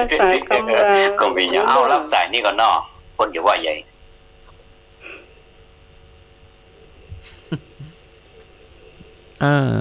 อยู่หน้าไม้แล้วเนอะ นมัสการครับพวกแฟนพัดแท้ครับ งามละ เน็ตขนาดนี้โอ้ยอดเยี่ยมเลยครับเนาะ อ๋อยอดเยี่ยมเนาะ เยี่ยมเลยครับ เนี่ยโอ้หมอครับนมัสการครั เอบ เอาเขาคือความหมายไว้เนาะ เป็นอย่างไม่สมว่ายายเน็ตขนาดโทรเข้ามาไอ้โมเนอร์เนี่ยไอ้หนุ่ยก็ว่าไปเพราะว่าไม่สมก็ ครับผมครับ ไอ้หนุ่ยเน็ตขนาดนี้เอา เน็ตขนาด กินน้ำพริกน้ำพริกนมนะน้ำพริกนมพักนึงนี่นะก็ฮอเนี่ยหน้าโคตรไหวแว่นโคตรเดินเบนหน้าก็จอง โอ้ เน็ตขนาดนะ เน็ตขนาดเนาะ ครับ เทสเนี่ยอันนี้อย่าไปต้องกินพุ่นเลย ถ้ายังเขากินยำประจำตะวันนะฮะให้ยังเขากินยำประจำตะวันเน็ตขนาดเน็ตเปิด อ๋อ แล้ว เนาะเน็ตขนาดเนาะเด็ดเน็ตขนาดเลยสุดยอดอีเตอร์เนาะสุดยอดตะกี้ไอ้พงว่าอย่างสุดยอดปกติน่าคือเน็ตขนาดเหมือนเนาะแล้วบอกว่าเต้แต่มันลูกได้มา ยอด แล้วก็ยอดอื่นมันมาได้กะมันยอดปกตินั้นให้มีความหมายนะเนาะเด็กสวรรค์เขาอยากโคนพอแล้วเป็นได้เพิ่นถึงว่าสุดยอดปกติอย่างอื่นแล้วสุดยอดไม่ซักสุดยอดกล้วยอีกก็ได้บ่ สุดยอดปีสุดยอดปีสุดยอดอย่างสุดยอดราคาวิหารนี่ก็ได้หรอสุดยอดเจ้าฟ้าก็ได้รู้เนาะ แต่ก็เป็นอย่างเนอะสังคมมันว่าอย่างนั้นเขาก็ตัวกันไปเนาะสุดยอดปกติมันเป็นคำสาใจบ่ได้ของฟังมันม่วนบ่ได้เนาะท่านผู้ฟังคนใดที่จะร่วมรายการนี้ของความหมายนะสุดเน็ตขนาดเนี่ยอาจารย์สมัครพูดตินเป็นเน็ตบ่ นั่งทำวัดเนาะนั่งสมา นั่ ธิ งทำวัดมันชอบเป็นนะครับครับผม มันนั่งเมินนะเนาะ ครับ ความจริงในบริบทของอาจารย์นี่ก็ถูกนะคุณพี่สมัยถูกนะเน็ตเป็นเน็ตขนาดเนี่ยก็คือเน็บชามันขึ้นก็คือแบบเนาะปฏิกิริยาที่ขาเนี่ยขาก็ดีเข่าก็ดีแข้งก็ดีเนี่ยมันนั่งเมินแล้วมันนั่งทับกันเมินล่ะแล้วก็เน็บมันขึ้นก็เลยเป็นเน็ตขนาดถูกแล้วรู้น้องหมายว่าถูกก็ถูกแล้วนะแต่เด็กที่ไข้หัวเพิ่นนี่อย่างนะ ถูกแล้วนะอาจารย์ผมไข้หัวความหมายของอาจารย์มันเหมือนเปิ้ลนี่ก็ได้เป็นเอกลักษณ์มันได้ไข้หัวนะไข้หัวก็ได้ ผ่านทวัดนะไข้หัวอยู่คนเดียวกันนะที่อาจารย์สมัครว่ามันเน็ตมันเน็ตชาเน็ตเป็นเน็ตชากะคนละความหมายครับแต่ใช้ตัวเดียวกันหรือเปล่าเน็ตอันนั้นมันเน็ตชาแล้วก็อันนั้นมันเน็ตเนี่ยครับคนละภาษาคนละอันนี้มันเน็ต มีตัวอย่างพ่อง มันเน็ต เน็ตขนาด อันนี้อย่างเน็ตนะ ภาษาไทยมีตัวอย่างพ่อง เน็ตก็คือเด็ดนะอาจารย์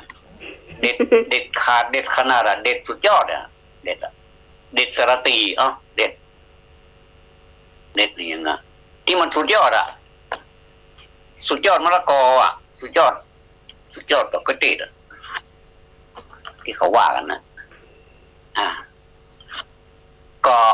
ยังได้ก็ตามเนาะภาษานี่มันหมายความมันแปลได้เนาะมันแปลได้หลายอย่างเนาะเป็นนามก็ได้เป็นคำกริยาก็ได้เป็นคุณนามก็ได้เนาะเป็นคำพิเศษได้ทั้งนั้นเลยเนาะแล้วแต่จิตใจในบริบทของมันอย่างไรเนาะส่วนอาจารย์นี่มันเป็นบริบทของคำกริยาเนาะก็คืออากาศที่เป็นเน็ตอะ ถูกเนาะเอาน้องใหม่เสนอย้กำมะเก่ามันอยู่ใต้หน่วยตึงไม่แดงพุ่นไม่แดงมาแล้ว ก็มีหรอไม่แดงก็บอกมานะหนังสือที่แม่แดงถวายมาหันข้าวเปลือกเขาคือได้ก็ว่ามาเลยมาอาจารย์ว่าอย่างไรเจ้าเน็ตขนาดอีกเน็ตขนาดกะเน็ตขนาดอีเนาะเขาไปอ่านหรือคนนั้นเนี่ยโอ้คนนั้นเนี่ยเน็ตขนาดเลยแท้นี่ไม่ใช่กะเจ้าผมแม่นกะผมงามมาเนาะงามมาหน้าร่องก่อนเน็ตขนาดโอเคเหรออย่าคนอู้หวานเนี่ยคนอย่ามาอู้หวานเน็ตขนาดกระมูเนี่ยอย่าด่าใจได้หลายอย่างเลยเนาะนี่มันถูกกำว่านะเจ้าแม่นก็นี่ว่าแม่น่ะอย่างยามองเนี่ยเวลายุงครบยามองเขาทายนะเน็ตขนาดมันดึงพันเข้าไปในเนื้อในหนังมันเนี่ยก็เดียวหายเซฟละยุงอย่างมันเน็ตขนาดเนื้อยามก่อเดี๋ยวพูดถึงยามองยังการว่าเป๊กอยู่เนอะวันนั้นนะเน็ตขนาดเนี่ยเขาเป็นวัดกายเป็นวัดกายอย่างกับหายทีบน้ำฮ้อนเน็ตขนาดเลยขอเล่าเรื่องตัวเก่าหน่อยไปห้องน้ำแล้วโดนแมงโฮจิพยายามมองใส่กับบาหายมันจึงเหมือนกับไม้มันคำเอาว่าเป็กว่าเป็กมันฮ้อนใส่เข้าไปมันพัดนะเนาะใส่ปัดท่อเดี๋ยวก็ทาเน็ตขนาดเลยแล้วมันก็หายแต่เนอะให้เจ้ามาคือเขาเหมือนพอหายแต่นะผ่านประสบการณ์โดยตรงเนาะอันนี้เน็ตขนาดคำต่อไปไผ่ฮะไผ่เยอะมาช่วงนี้เป็นช่วงคำเก่าอยู่เนาะเจ้าอย่ามองอย่ามองถ้าแต่ไม่ขนาดหรอบอกเลยอย่ามองให้มาแปดตาแล้วมีเน็ตขนาดเลยอันนั้นต้องให้ท่านสมัครไม่ใช่นิสัยคุณตาท่านสมัครก็ชอบไปใส่ตาคนรับเขาคือแบบเขาอย่ามองแปดตานะขนาดถึงตาจะป้ามก็จ้างแล้วอย่ามองไปใส่เกิดดูมาได้เนาะมันก็ไปซ้ำมันน้อยหน่วยเนาะมันไม่จะต้องอูมอย่างอื่นจู้ผ้าจู้กับเนี่ยเอาอูผ้าแล้วก็จู้เลยเนี่ยนี่คือเน็ตขนาดแต่เอาอย่ามองไว้ใส่แหมนี่ปดโทษจะไปซ้ำมันกันเนาะอย่างลุงใจนะก็ซ้ำเติมเนี่ยเนาะฟังได้กันหรอฟังนี่ไรเนาะซ้ำเจ็บหรือโกกันเนาะโอ้โหเป็นได้เลยเขาพูดก็ใส่น้ำมันเลยเข้าหัวโอ้ลูกปลาเขาก็ได้หรอเขาใส่แกงผ้าเนี่ยเอาลูกปลาเขาปูไว้แล้วก็ปูจะดีได้มันฮ้อนเนาะอันนี้คนบักเก่านี่เก่งเลยมีวิธีการแก้ไขได้ปีนแง่มันเลยไงหน้ากะหน้ากะ ขนาดก้างงันคำคอเพิ่นยังพัดขันโตกไปก่อนไอ้หนุ่ยมันยังหายอ้อของเนี้ยเส้นผมบางภูเขาเฮาก็บ่ฮู้ได้แกมาสอนกันให้งมงายนะแต่นะก้างป่าคำคอเนี่ยเพิ่นว่าคนเฒ่าบ่เก่าเพิ่นว่าอันดีๆกั้นใจเด้อแล้วก็พัดขันโตกแล้วก็ลื่นเข้าเป็นนั่นเป็นเจ้าล้อไอ้นะลื่นเข้าไปเดี๋ยวหายแซ่บแปลกไผ่เกยกินก้างคำพอก่อนคนรักว่ามีพวกก็เฮายังเคยไอ้หนุ่ยเคยก็ก้างคำพอกินปลาล้ำไปมันใส่มันเสียถ้าสองกำมาท่องตายล่ะโอ้ถ้าร้องมันปักเนาะมันปักคำพอนี่เจ็บมันจะตายเนาะแล้วเลยกันแล้วกันเดียวเลยเจ้าอาโศกคนแจ้งแห้งๆบ่มีเที่ยว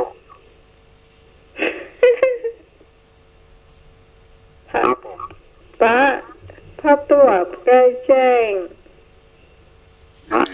ป้าพอตัวก็แจ้งเนี่ยสึกจะอู้กันแล้วแต่ว่าก็ไปยังซ้ำก็ได้ป้ากินแห้งยามบะหมี่เกี๊ยวมาสาธิตโทรมาใหม่เนอะเนาะมาเลยอันแถววัดไปเลยจะเกียนไอ้พงกะป้าพัดตบไก่แจ้งป้าพัดตบไก่แจ้งเนี่ยมันเป็นลักษณะนี้ว่าไอ้ยังกระจ้างที่มันยะมาได้แล้วมันก็เหมือนก็เอาปลาจีนแห้งเมื่อยามเคี่ยวบะหมี่นั่นเนาะมีกระใจมาได้อะอย่างก็มาได้อยากกินเหมือนมันนุ่มก็มาได้อ่ะมันตบไก่แจ้งให้กินตึกเนาะมันหนาวเนาะตอนข้าวเจ้านี่มันยังฮ้อนอยู่ลูกประสนใจพัดตบแล้วเสียมันใกล้แจ้งมันเย็นอ่ะเพื่อจะจักมาโฮมมันแจ้งเวียแล้วปะมันถูกแจ้งความหมายก็คือมันปะอย่างมันล่วงเลยเวลาไปมันผสมกับไวเฮาแล้วอย่างมันก่อนมันก็อย่างนั้นจิ้นแห้งน้อยพวกเนาะจิ้นแห้งนี่เฮาถ้าอย่างเฮาเคี่ยวดีมาเดียวเนี่ยเฮาไปหมกนะกินไฟนะแล้วเข้าไปในห้างเครื่องจักรทำงานหมดเรื่องมันเดียวนี่มันเคี่ยวมันเวิ้งไปแล้วนี่เรื่องได้มันเวิ้งพออย่างซี่ขนาดหากได้เงินครับเพื่อไปดีดูดอกกอนะโอ้ยยังบ่ล่ำเหลือใบอ่ะแล้วก็ยังรอไว้มันเดียวนี่ยังได้ดีอันเส้นไฟมกละกันเอามาตุบมันฉีกง่ายดีวิธีการล่ะที่มันกินได้อ่ะเนาะนี่มันกินใส่เมื่อเป็นนุ่มๆนี่มาได้ท่ออันนี้หมดจีนหมดไฟก็พืชอ่ะท่านวัดครับมาแย่เจริญพรกระมูเหมือนมีโซนที่นอนเหมือนมุ้งกระต่ายท่านสองครับกระมูเหมือนมีสอนพอที่นอนมุ้งกระต่ายแต่ดีแต่สอนเพิ่นนี่ตัวเก่านี่แย่ขนาดเพิ่นว่าตัวเก่าสอนให้คนอื่นนี่สะอาดนะตัวเก่านี่น้ำแมลงนี่มาอาบเด้ออยากเผลอๆก็อย่ารวดแปะแหวนน่ะซื่อเห็นนะเพิ่นว่ามันแปลได้แหมอย่างหนึ่งก็คือสอนคนอื่นได้สอนคนอื่นได้แต่ว่าตัวเก่าเนี่ยบ่สอนแม่นก็ว่าที่ลงสอนคนอื่นยังตื้อจ้าตัวเก่าเนี่ยญาติมาเนี่ยสอนคนอื่นเป็นยังนะแต่ตัวเก่าบ่เข้าท่าอย่าเบ้อเนาะตัวเก่าดีเพราะฉะนั้นต้องแก้ไขตัวเก่าไปตัวเอง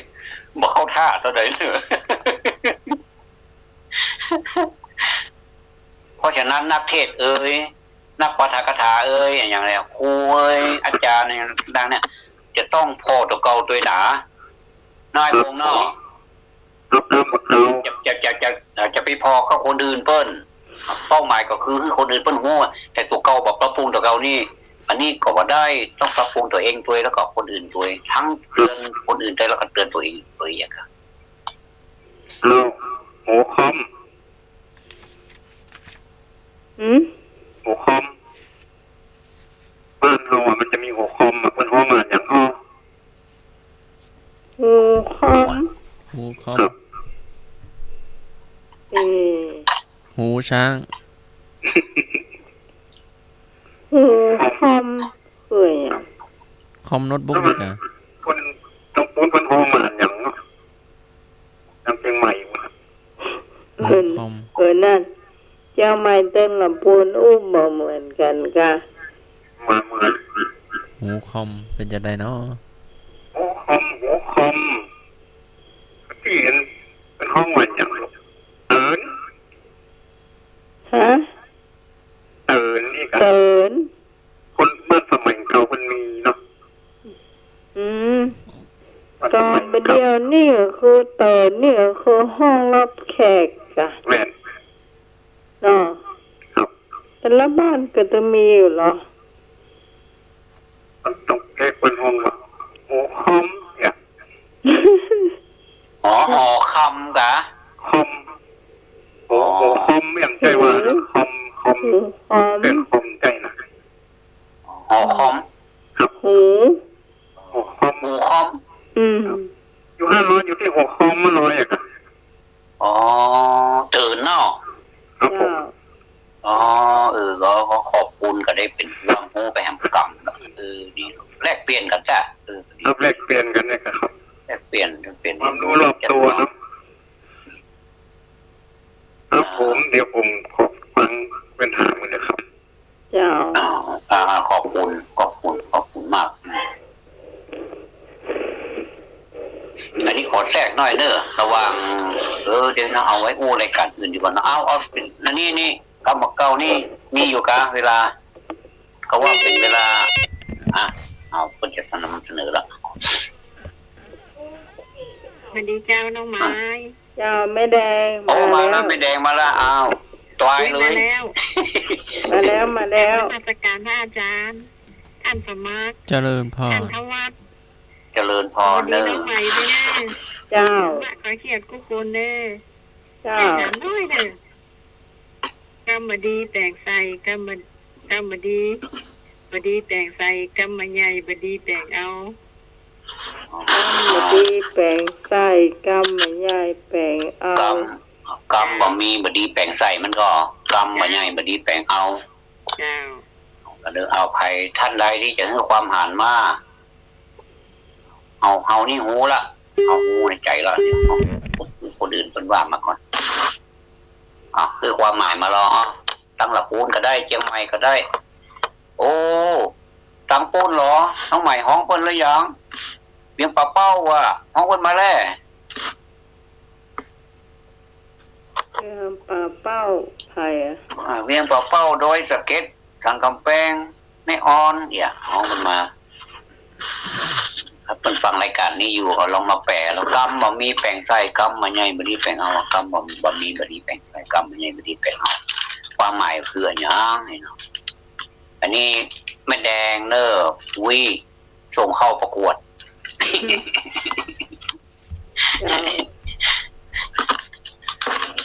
อาจารย์สมัครแปลว่าอย่างกำบดีแปลงใจ กำบ่มีบ่ดีแปลงใส่กำบ่ใหญ่บ่ดีแปลงเอาเนี่ยมันหมายความว่าใหญ่น่ะผมก็ค่อยโง่มันแปลว่าอย่างนั้นความหมายกำบ่ดีความกำบ่มีบ่ดีแปลงใส่กำบ่ใหญ่บ่ดีแปลงเอาเนี่ย กำบะหมี่เนี่ย กำข้าวเหนียวใส่ปาก นั่นเถอะหันอุ้ยมันขายเขาเรื่องอะเนาะกำข้าวเหนียวใส่ปากบ่อุ้ย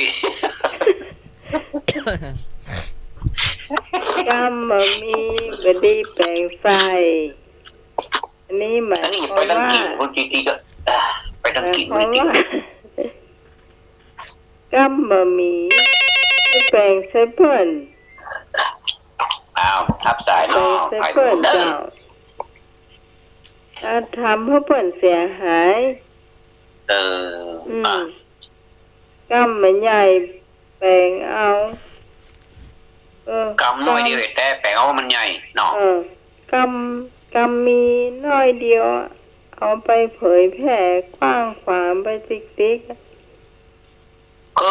กโหแต่โอ้น่ากลัวดูมาตรการครับผมแฟนมันครับกำบอกมีวันนี้แปลงใส่ว่าย้ายกำมาใหญ่วันนี้แปลงเอาหาเรื่องเพื่อนอะกะเนาะหาเรื่องเนาะแปลว่าหาเรื่องเพื่อนอะกะครับนมัสการครับน่าเจริญพอแล้วหาเรื่องหาเรื่องปอหามาเนาะเอาฮับสายเจ้าน้องไม้ถูกแล้วเอาไปกึ่งโหลถูกว่าอะไรเอาไปหนึ่งไม้พอดีแต่งใส่โต๊ดใส่คนอื่นไปเลยน่ะเปิ้นจะได้ความเสียหายเนาะจ้าเปิ้นบ่จะมีเรื่องมีอย่างเอียกะแต่งว่าเปิ้นบ่ดีอย่างนั้นอย่างนี้อ่ะเว้ยถ้าสมมติว่า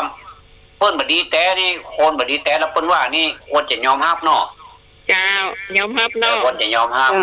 ในทางตรงกันข้ามเนี่ยสมมติว่ามันบ่ดีแต่นะต้องรับแล้วมาแก้ไขแม่นก็เจ้าแล้วมันถึงจะดีสังคมนี่มันถึงจะสะอาดเขาช่วยกันซักเหมือนเขาซักผ้านั่นน่ะถ้าคุณแบบสูสีงี้มันจะพิมดใจมันก็เจ้าน้องไม้สูสีงี้หน่อยเจ้าไม้เอาไปเกิงโหลแน่เกิงโหลก่อนเจ้าแล้วก็แบ่งให้ทานทวัดพ่องทานสมัครพ่องกะก็เดียวอันนี้อูหน้าคนนั้นเจ้าละปากหน้าโอนหมดไปทักเท่าไหร่กำเดียวแบ่งให้หน่วยพ่องแบ่งให้หน่วยด้วยเด้อเจ้าน้องไม้ไม่ส่งจานราดว่ามาแห่งก็ได้เลยไอ้หน่วยว่ากันรอหมดเวลาละช่วงนี้มีแถมกออีกะมีแถมกออีกะเอาเลยโอ้ไปได้คอว่ะกิวปูเกี่ยวด้วยห่ออาหารฮะอูก็ดีเลยเข้ามาอูบดีได้มั้งอูบดีแต่ใจดีพวกแข่งอยากให้หัวบ่เอามาแค่หัวมามันสู้ท่านแต่ว่าได้เลยสู้ท่านแต่ว่าไม่ได้เงินคำอยู่ที่ยากน้องไหมหากไม้อยู่ที่ตึกเงินคำอยู่ที่ยากหากไม้อยู่ที่ตึกเอาเลยอาจารย์สมัครในตัวเอเลยอาจารย์สมัครแปะตัวเอเลยเงินคำอะไรนะเงินคำอยู่ที่ยากหากไม้อยู่ที่ตึกที่เลิกเงินคำว่าใหญ่นะอาจารย์เงินคำลากดิน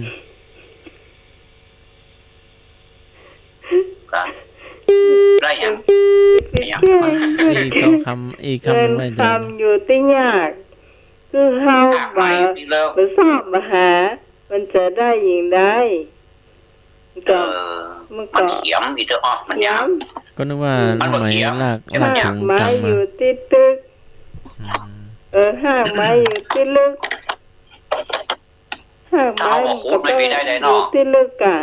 อันมันจะซ่อหาน้ำหาอาหารมันไปเลี้ยงลำต้นได้แต่เนอะก็เข้าใจว่าน้ำไม้เอาตังใส่ถุงแล้วก็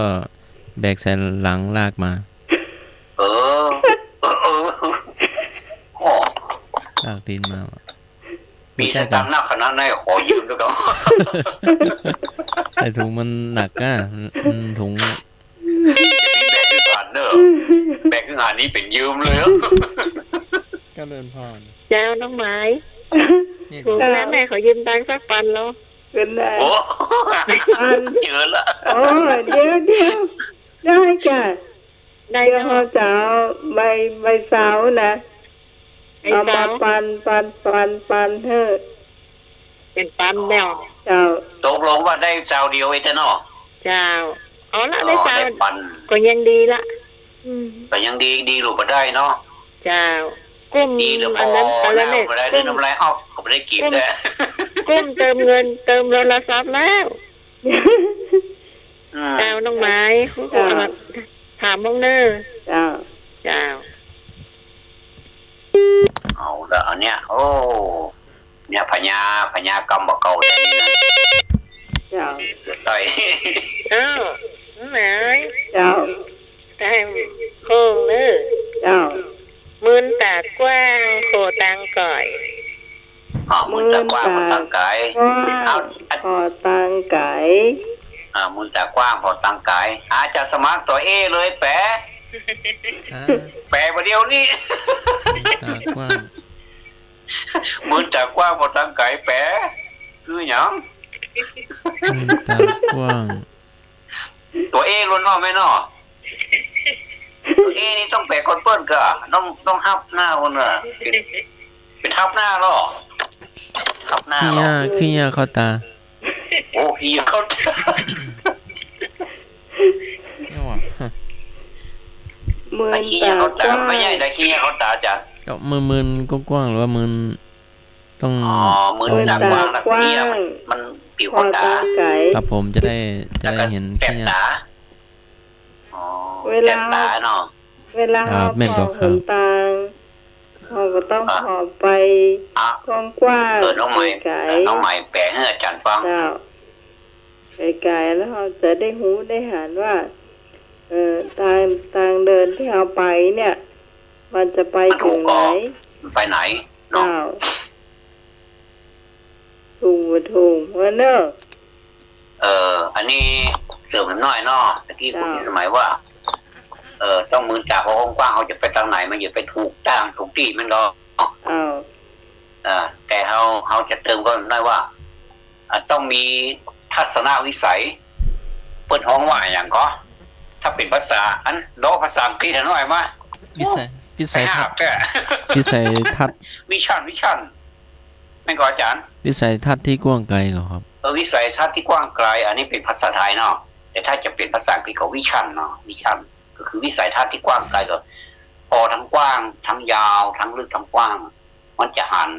มันจะมีประสบการณ์ที่เก็บเกี่ยวเห็นเยอะเลยแล้วทั้งที่ของเก่าเขาก็ขุดออกมาแล้วของใหม่เขาก็ได้ฮับยากอันเนี้ยมือทั้งตาก็ต้องกว้างเนาะมันจะได้หันไกลทั้งลึก เจ้า ไม่ ไม้ เจ้า แม่นไม่หา ถูกเตะแต่เจ้า ฮะ ถูกเตะแต่เจ้า ว่าได้ แต่เนาะขอบคุณเนาะ แม่ อันที่คิดเนี่ยเขาตานี่มันใจเนาะ มาเจ้าเจ้า ว่าได้อ่ะ เหมือนแต่กว้างโคตังก่อยนี่ก็ เนาะมันจะได้ เขาคูณนะเขาคูณแล้วก็โผล่ไปยาวๆเหมือนแต่กว้างโค ต ตั อง บกันยาวๆถูก เว ต้อ ลาง เป็นทุกข์เป็นส่วนเป็นลำบากเขาก็ช่วยเปิดเนี่ยเขาก็ช่วยเปิด แต่โอ้ เออ นี่ลึกซึ้งเนอะกำถามนี่ลึกซึ้ง แม่อันนี้เขามือแต่เขาป้าหัวแตงไก่ๆอ่ะ เจ้า แม่ น่าก็ นั่นแหละ อืม ขอบคุณมากเนอะ อาจารย์พระอาจารย์เจ้า ว่าใหญ่ ว่ายี่กับเจ้า ถ้าหอนคูณลำบากกว่า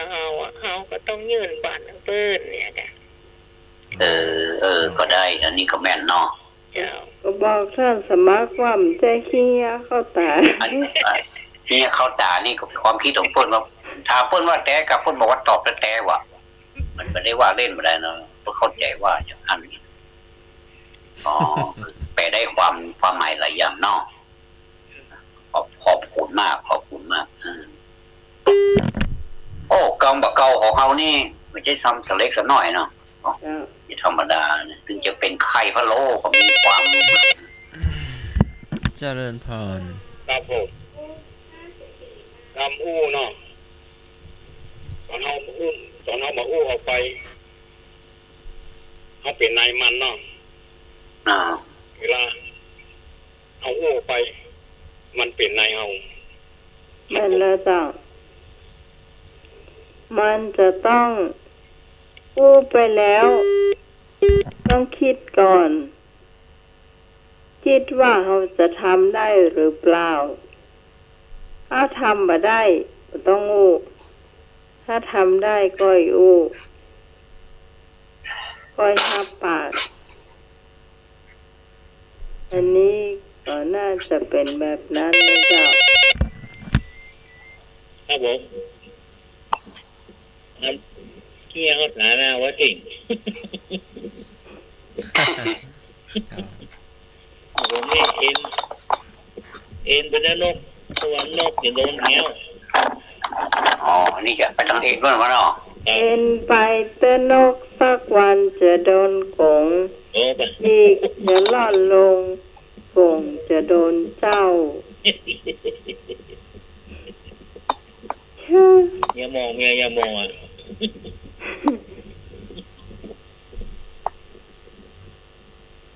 นี่ก็เป็นกรรมโบราณที่อันกรรมเก่าที่สอนให้คนเนาะสอนให้คนจะไปลืมตัวไอ้กันเนาะจะไปเป็นคนเอ็นหรือเป็นคนอ่อนน้อมถ่อมตนจะไปโยกตนข่มท่าน ก็บางคนมาเอ็นแต่ลูก ประมาณนี้ อันนี้นะมีตาหน่อยในปะท้อ แล้วมันจะลืมตัวไปล่อแล้วมันลืมตัวไป เทียบกันว่าทีไปซื้อครัวเตียวที่บ้านไหนอ่ะ ไม่ล่ะจะไปซื้อครัวเปิ้ลเอามาแล้วตั้งปัจจัยอ่ะอันนี้มันใจเอ็นเนี่ยนี่มันตั้งใจจะเอาเลยดินะ อันนี้ไม่ใช่เน อัน อะ นี้มันอธินาทานแล้วนี่นะ อันนี้มันลากเนี่ย แบบรับหน้าเสื้อรับแบบตาใสเลยนี่เนี่ยแบบเนี้ยมันได้คอก็ได้อย่างสักอย่างคือโชว์คิงวิ่งราวเลยแบบนี้นะอันนี้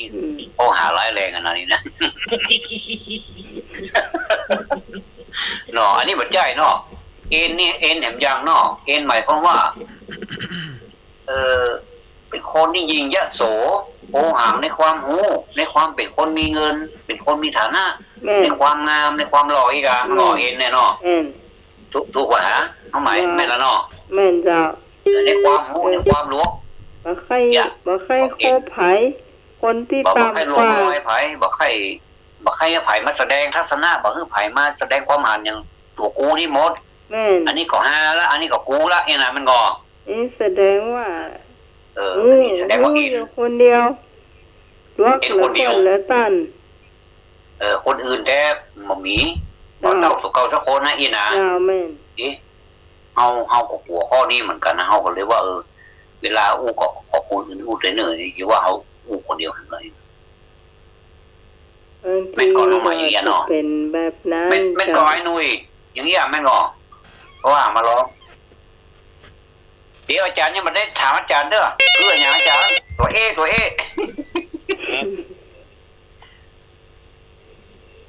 แม่นก็ แม่ละครับผม แม่นแล้วเนาะเดี๋ยวลองถามอาจารย์สมัครรอเอ็นไปตะนุกนะอาจารย์สมัครอยู่ความหมายว่าอย่างไร ถามว่าสมัคร ฮะ อะไรว่าอะไรก็ เอ็นไปตกมง โอ้ แม่นก็ อันนี้มันละเมอเลยอาจารย์อันนี้มันขับรถละเมอเลยเอ็นไปตกมงเลย แม่นก็ น้ำร้อนลงใหม่แล้ว เดี๋ยวปูมาถึงนี่ก็เดี๋ยวก็ไปเล่าเชี่ยเลยเล่าเชี่ย ตกมง เลยท่านสมัครลวดเชี่ยเลยพ่อจะ5 ทุ่มละ อ้าว พี่นุ้ย เชี่ยที่มาบ้านพี่วันนั้นน่ะ อ๋อไปเยี่ยมหน้าใหม่เนาะวันนี้พระอาจารย์นาวัดท่านสมัครท่านรัชนนท์ท่านการเนาะแล้วก็พอไปแล้วโอ้ข้ามสะพานไปไม่เห็นตลาดก็ไปไกลพอไปสัก20 กิโลมั้งไปดูป้ายทางไปอำเภอพร้าวอะไรพลิกมาพลิกมา ห้ามสะพานที่ไหนเอาไปลอดลมมงไหนมันจะเลยสนามม้ามาแล้วก็เลี้ยวซ้ายแล้วก็ตรงมาเรื่อย ส้นหมามา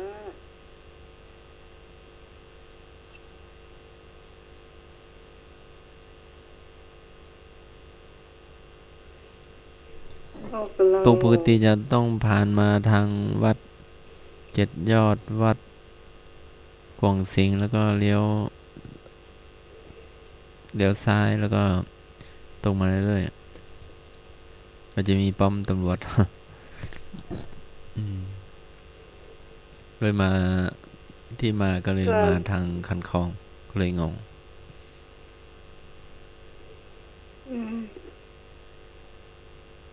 มาตังคันคลองมาตัง ห้วยตึงเท่าห้วยตึงเท่าแล้วก็ล้อมาเลี้ยวซ้ายนะครับพอเลี้ยวซ้าย หันป้อมตำรวจได้ยังมาเลี้ยวขวาเลี้ยวขวาละแต่ว่ามันคนละเส้นกันมันไปถึงเป้าก็ให้จะคุยกันเพิ่งอ่ะไอ้โยมเบียร์ตัวเนาะก็เลยหลง หลงทางยันมีกันจูหาวานแม่โคอยู่ไม่รู้ตั้งแต่หลงทางบอกเขาจะได้หูว่าจะได้มาเส้นไหนพวกมาเส้นไหนมันจะได้ใกล้มันหนตามันไปหากันหมดหรอกเจ้า ก็ถึงเป้าหมายเนาะจะมันไกลแต่ถ้ามาเลยมาทางในเขาจะได้รู้ว่าตอนนี้อยู่ไหนอ่ะก็บอกสักคนอ่ะ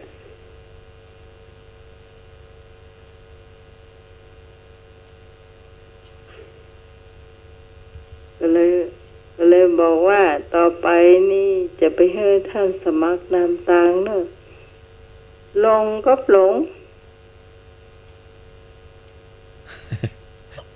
มา100 เตื้อก็ลง100 เตื้อนะคือมาบ่อยที่สุดยามปีนี้เนี่ยท่านทวัดมาท่านสมัครมามกรา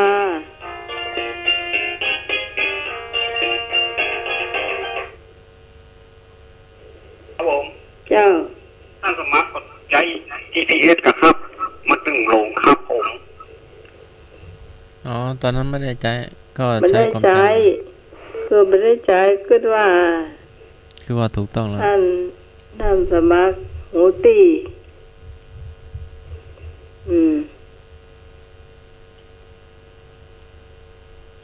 มาไม่ได้ก็ลงตลอดเจ้า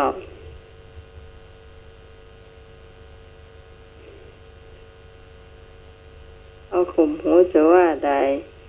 อย่างเดือนมกราก็มานะเดือนมีนาก็มานะมาถึงท่านปิชาแล้วก็จากท่านปิชาแล้วก็มาถึงท่านรัชานนท์เห็นไหมแล้วก็แต่ว่าวันศุกร์นี้ก็มาวันจันทร์ปีนี้มา4 เสื้อแล้วนะยังหลงทางอยู่นะเดี๋ยวจะได้มาเห็นเป็นเดือนหน้าคราวนี้ถ้าบหลงเป็นหนานนัทวุฒิบหลงแน่นอนกำเดียวถึง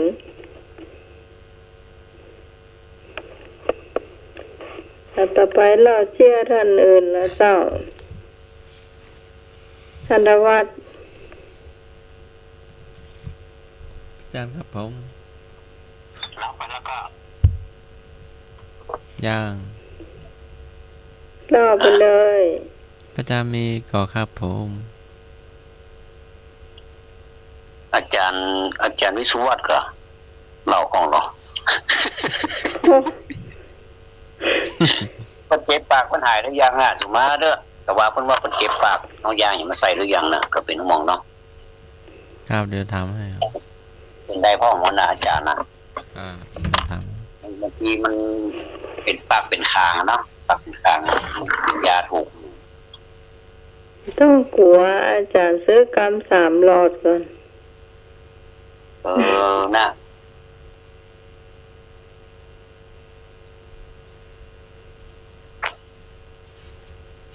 น้องใหม่เล่าแหละเราเจีย ำพระอาจารย์ทำสมาธิอยู่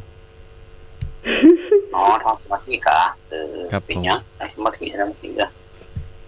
ระวังกินเป็นเนอร์ทำมือนะ สมาธิอยู่ครับผม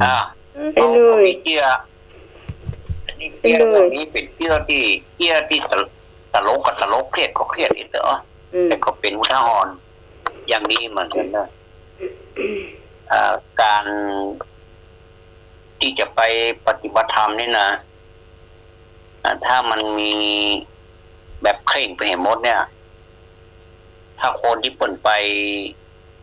ปฏิบัติธรรมแบบเคร่งนั่นก็มันก็เข้าจริตมันก็จะจับคนบดีเนาะแต่สำหรับคนที่โดนยับไปเนี่ย อันนี้อันตรายเนอะเนาะต้องหมายว่าใหญ่เนาะนั่นก็ท่าอาจารย์อันตรายก็คือไปเถอะเปิดนะแล้วก็ไปจ่ายเอาดับน้ำ ก็คือเวลาปฏิบัติธรรมนี่มันจะมีลำดับขั้นตอนของเพิ่นเนาะมีการเดินจงกรมมีการนั่งสมาธิมีนั่งเพิ่นฮ้องว่าบัลลังก์เนาะอาจารย์เนาะ ครับผม จากวิทยุนี่กับบัลลังก์นะเอาอีกบัลลังก์นึงนี่นะของบัลลังก์นี่โหโคนสะดุ้งยอกก่อนเนอะโคนขี้ลุ่งเยอะๆก็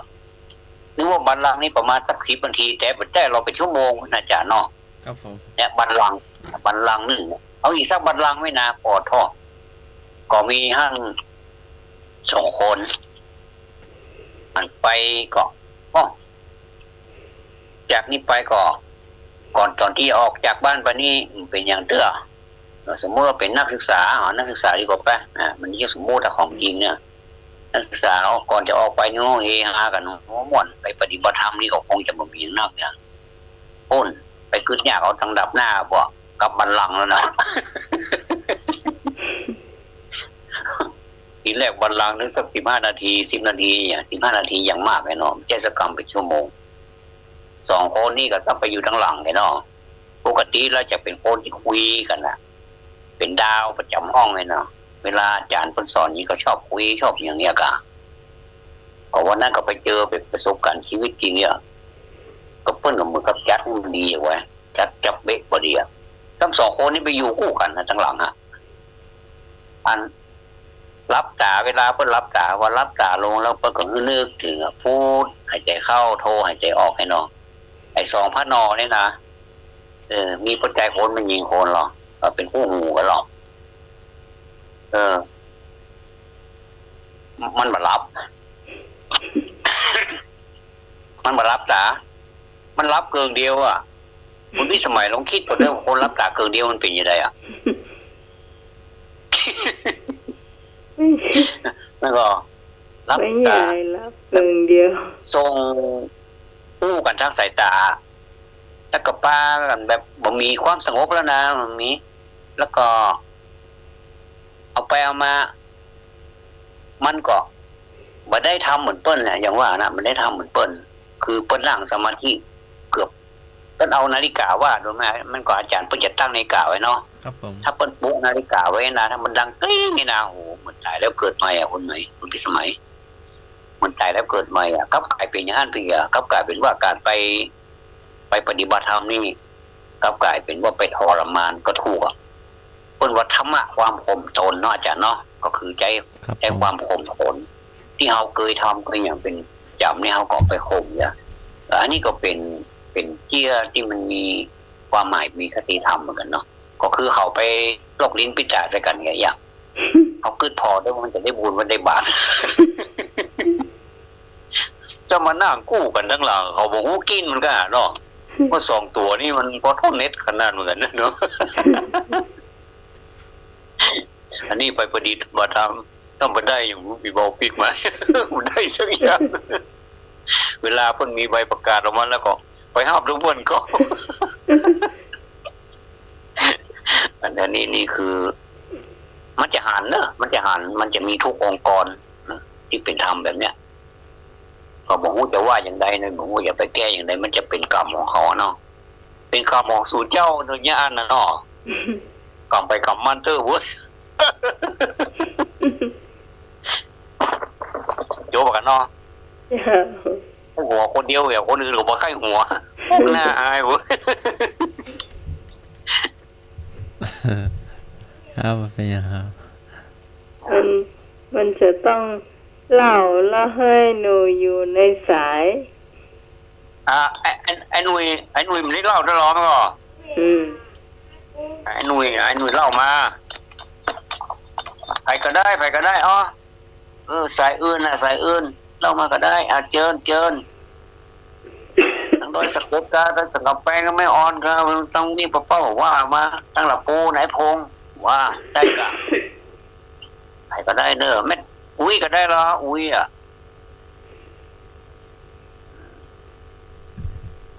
โดยประโคงมา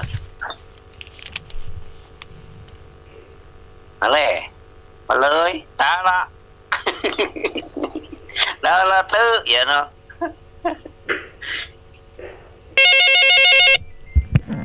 มาเลยเจ้าเอามีไฟเล่าแล้วค่ะเจ้าเอามีไฟเล่าละเขาขึ้นบอกว่ะถ้าอาจารย์เล่าก็ม่วนดูว่ามีใกล้หัวเติมไม่ใกล้หัวมาทุกแม่ให้หัวอยู่ตั้งบ้านนี่แกขอบคุณเนอะขอบคุณที่ใครหัวหอมนะนึกว่าเขาอยู่คนเดียวอ่ะเดี๋ยวเขาดูผิดบ้านอาจารย์ไม่จะเล่า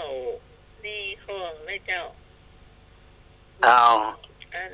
ตะกอนเนาะคนตะกอนนะเนาะนั่นนี่นะแกมีแขกมานอนบ้านเนาะแขกก็น่าจะก่อยมกแค่บดีนะแกจะปิ๊กก็ปิ๊กก็เลยนอนเนี่ยแกลูกแม่เจ้าเป็นกะเจ้าของบ้านเป็นกันลาบเลี้ยงเนี่ยเลี้ยงเขาไงบ้านตะกอนเป็นมีจานแดดจานฝนเนาะเป็นมีห้านน้ำเป็นมีห้านน้ำเห็นเนาะมีน้ำบุยเนาะมีบุยมีหม้อน้ำกันนี่กิเป็นเลี้ยงข้าวแล้วเป็นปลูกแน่จานเป็นกับปลูกพกพลอยหอมดวนเนาะเป็นปลูกพกพลอยหอมดวนหน่อยเป็นแต่งไว้ห้อยทำแฮนคือแต่งแฮนน่ะก็อาศัยนั่นกันใส่ตะแกร้ใส่สังดินเขาใส่กับปลูกแล้วก็มันงามอันนี้ก็เป็นกินข้าวกับลาบเนาะยังมาตอนอิ่มแต่กำลังกินล้อมนี่แกก็หั่นหอมด้วนเป็นงามเนาะลูกเป็นกีบหอมด้วนจะเอามากับลาบเจ้าของบ้านโยกขันตกเข้าไปไว้เนี่ยเป็นกันยังบ่อิ่มเลยยังบ่อิ่มเตื้อเป็นกีบหอมด้วนจะเอามากับลาบนี่แกแล้วเจ้าของบ้านโยกขันตุกเข้าไปว่าอย่าก็เอามาแจ้งเนี่ยแต่ก็เอามายีกับมือนี่ก็มาดมหอมดีแต่หอมดวนนี่เนาะเกลบจะดีกันใจจืดใจบานแล้วเต้มันจะมากำลับเลยเจ้ามากำลับกำเดียวกำไปยิ้มเจ้านายแกเกอเจ้าได้ยินไหมจ๊ะคนนี้ของมีหมดแต่น้องหมายแล้วคืนนี้แม่ขอโทษเนอะแม่ได้มาร่วมรายการนะเพราะว่ากระถินมีในบ้านของแม่ก่อนต้นขาเนาะไม่คืนน่ะจะคืนวันเสาร์อันเป็นเปิดเพลงเปิดอย่างจังดังนี่ร้องเพลงกันนี่เนาะก็เลยมาได้ยินกันอย่างดังแม่มาได้เข้ารายการโดยขอโทษคุณแม่เนอเป็นอย่างนอกก็ต่างคนละมีภาระไปของมันเพราะว่าญาติเป็นลูกจากจันทบุรีพุ่นแม่อันก็ดีแม่มาตอดวัดที่บ้านวัดมงคลรัตนารามเนี่ยที่บ้ อ๋อ ดูไม่ค่ ก็มีกัน ตอนรับกันเนาะตอนรับความสู้กัน เจ้า แขกแก้วมาเยือนเนาะแขกแก้วมาเยือน บ่ลาไปสู่เพิ่นน่ะ ฮะแต่คืนนี่บ่ได้ลาบเจ้ามันเป็นวันพระน่ะ นึกว่าลาไปสู่เพิ่นแล้วก็ แล้วก็หอมด้วนก็บ่ได้ปลูกโดยเจ้า เออถ้าใครปลูกดวนๆกับไปกัดคำเที่ยงกันแม่คือโยมมาไม่เอาดวนกัน ว่าเขามีจานมีจานนะเอาปูนจานแดดให้ก่อนนะกะ จ้ะ อืม อืม อืม น้องหมาเจ้า อันแม่ส่งขอเบอร์โทรน้องหมาก็น้องหมาหายต้องนี่อยู่แล้ว นั่น หายนะอยู่ตามบนนี้แค่ไปซื้อก็ได้น้องหมาบอกแม่กำนะบอกจ้าเนอะ 092 เดี๋ยวก่อนนะ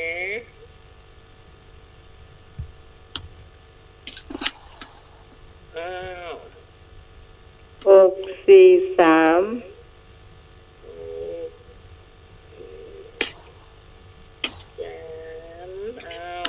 6538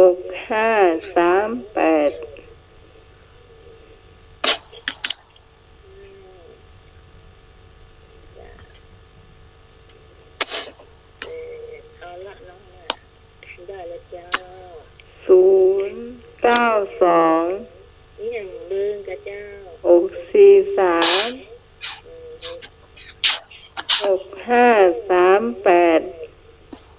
แม่เบอร์กับเจ้า ก็เบอร์เดียวกันแม่ เบอร์เดิม เจ้าทุกคน อ๋อเบอร์เดิมนั่นเนาะ เบอร์เดิม 092 ว่ามันซื้อนี่ก็ออกเลขหวยน่ะ หน้ากะ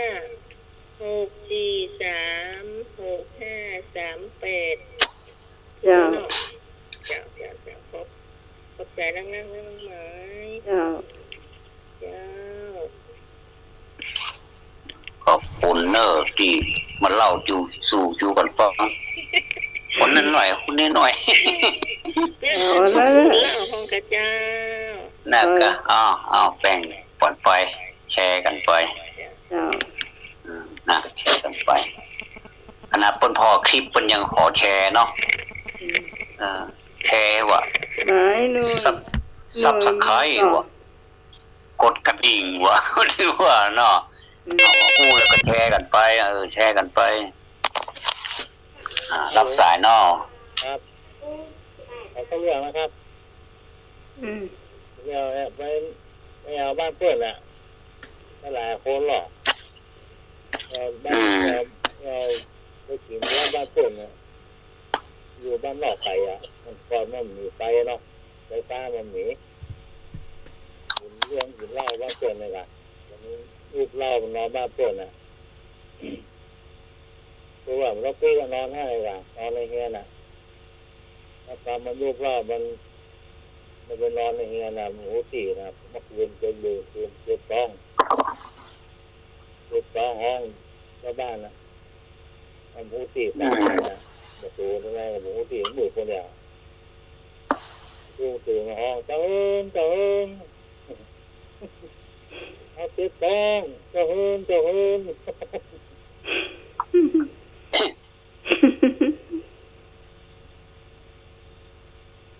นอนว่าส่วนหมูที่ฟ้าที่สูงนะครับอาหารมันนอนในเฮียบวกก่อนนะครับ สงสัยไม่กินอันข้าวหน้าเกินเนาะ โอ้ประตูเนี่ยนอนตรงไหนนะครับความคมมันมีมืดตื้อนะจะเฮินเอาเจ็บท้อง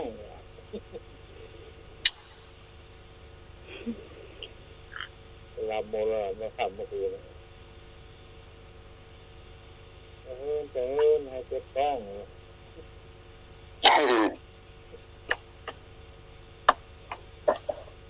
ไปบ้านคนอื่นเปิ้นแล้วมันเจ็บท้องเนี่ยมันขายหน้านะแต่นอนว่าไฟของหมีเมื่อคืนน่ะดับหมดเลยงงซ้อมๆแม่นะกันนั่นครับบ้านไปข้างฝานะครับว่าประตูของบ้าน มาแล้วให้แก่ตะเฮินเอาเจ็บท้อง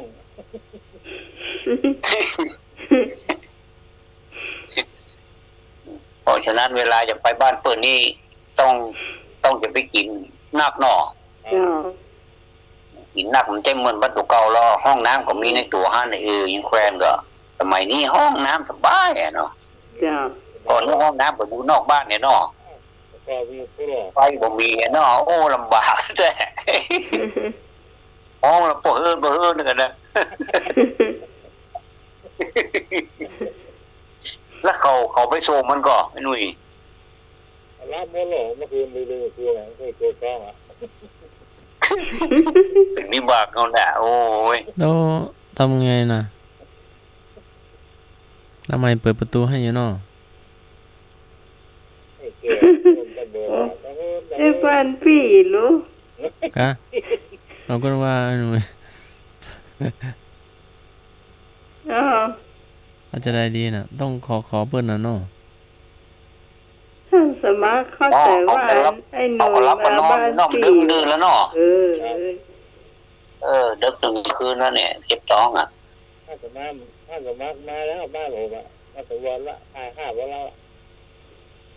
โอ้มีลำห้วยตัวเนาะ ถ้ามีลำห้วยตัวนี้ดีกะแต่วางเนื้อหยวดลงไปพ่มอาบน้ำเมื่อคืนน่ะโอ้ม่วนนี้เย็นดีอีก มีลำห้วยตัว เป็นไปด่างเป็นไปด่างทำธุระหันเสียวขัวฮักแค่เนาะ ครับแล้วก็มีดินตัว พระอาจารย์ ถ้าสมัครสำรวจ ค ผู้ รับ หลอก มีดินตัวโอ้ดินในเมืองหายากอ่ะเนาะ มีปัญหานะแต่ถ้าเป็นขัวนี่ เกิดขัวมันทั่วให้เนาะแต่ไปย่ำใส่ขัวพั่วหันน่ะตกระเบิดนะ เด้อนี่มึงเลิกบวกร้องเด้อ ก็รวด รวดอาบน้ำเลยค่ะ รวดอาบน้ำมันเลยเนี่ยเพราะว่าตกขัวรวดอาบน้ำมันเอาอะ รวดอาบน้ ถ้าอาบน้ำมาอย่าไม่ได้อาบน้ำมาลอยโคตรเย็นดีแท้อย่าแท้มันโตขวดแท้ ำรวดอาบน้ เฮ้อนี่ข้าเจ็บต้องเหรอกินนอกเนอเนาะไปบ้านเปิดนะกินบอกน้อยๆโดยเฉพาะอย่างยิ่งเนี่ยไปกินลาบกินก้อยกินของที่มันแบบเจ็บท้องเลยล่ะเนาะอดมาได้นะหนุ่ยเนาะอ๋อได้น้ำแค่ขายหน้าเลย ถ้ากินไปเจ้าพยามาไปกินไปเลยแว่นะ หน้ากินสโลสลาบเลยนะนั่งกดเก็บกันอันนี้ก็เก็บใจถ้ามันต้องขายหน้านะไปบ้านเปิ้ลนี่มันอย่ามากินลำอ่ะจ้ะเฮ็ดแต่หรอกเปลี่ยนที่เปลี่ยนตางเปลี่ยนรสชาติกันอย่างไรอ่ะจ้ะ โอ้ทำลายแว่นโมเตอร์รอแล้ว เพราะอันนั้นก็ใส่ อันนี้ก็ใส่กินหมดอ่ะมันเพิ่งผลตอนเดิมๆพวกนอกจ้ะ ำไอ้โหตอนดึก เจ็บท้องมันดึกๆเงาลำบากแต่เลยนะแต่หรอก บ้านละก่อนมันไม่ใช่มีห้องน้ำหรอกห้องน้ำเป็นหลังด้วยอ่ะ น่า สีเอาไม้แตะเครื่องได้อ่ะ น่าดีพอดีไปโต๊ะซ่วมเห็นโอ้ไปใหญ่นะเนาะ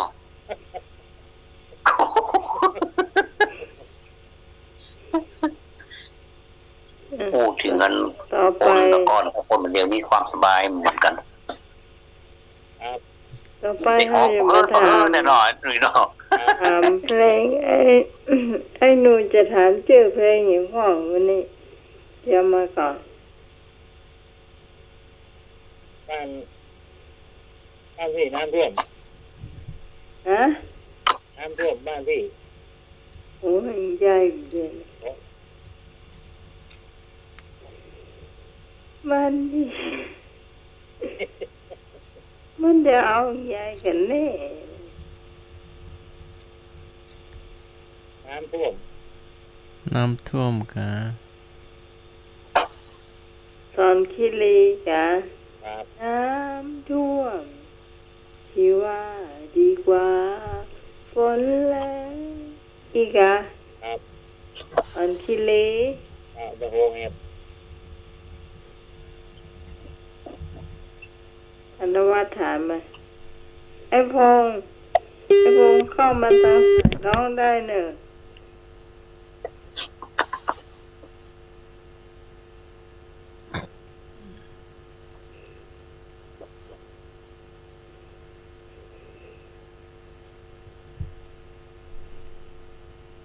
แล้วมาแล้ว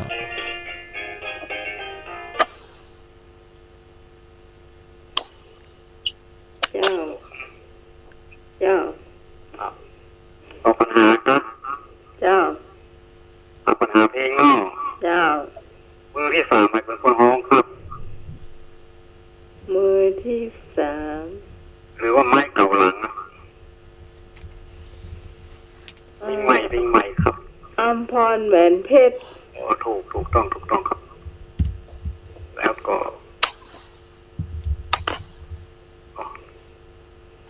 เอาต้นฉบับเลยเนาะเอารุ่นคุณพี่สมัยเลยนะเอาโรงแรมใจต้นฉบับ โรงแรมใจ ต้นฉบับครับที่ต้องรับแล้วก็บรรลุมาแล้วก็ ว่า แม่ทั้งหลายตอบเนอร์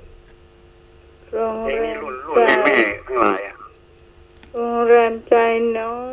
ไทยอายุน้อยอยู่ รุ่นคุณพี่สมัยเนี่ยก็เอาว่าแก่กว่าโรงแรมใจต้นฉบับครับผม ดูต้นฉบับ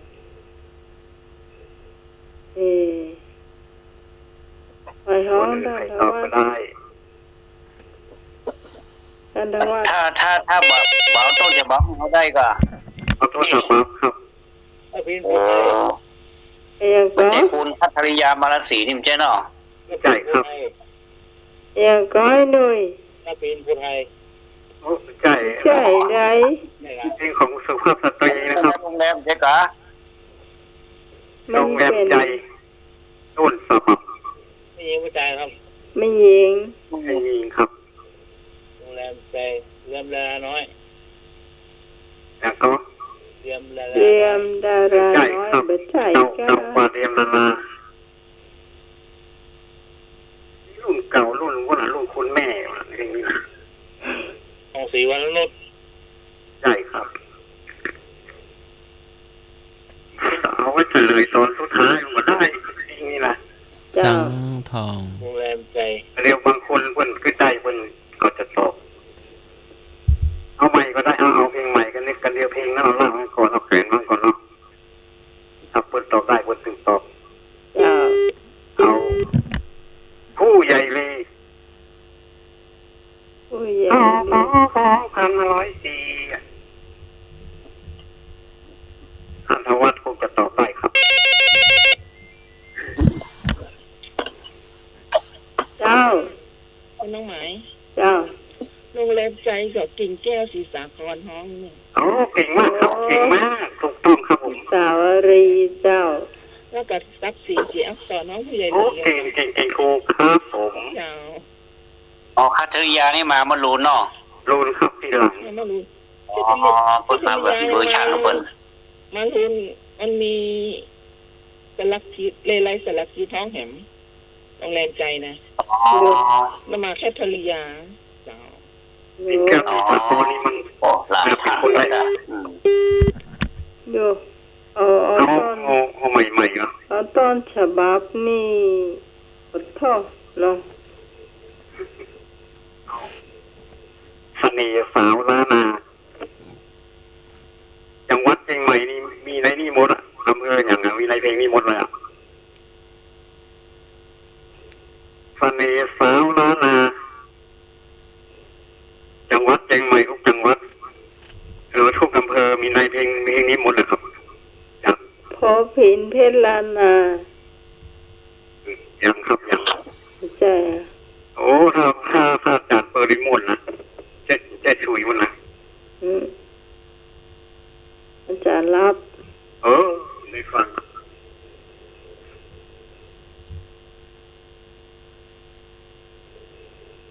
อะไรครับ ตอบได้เลยครับ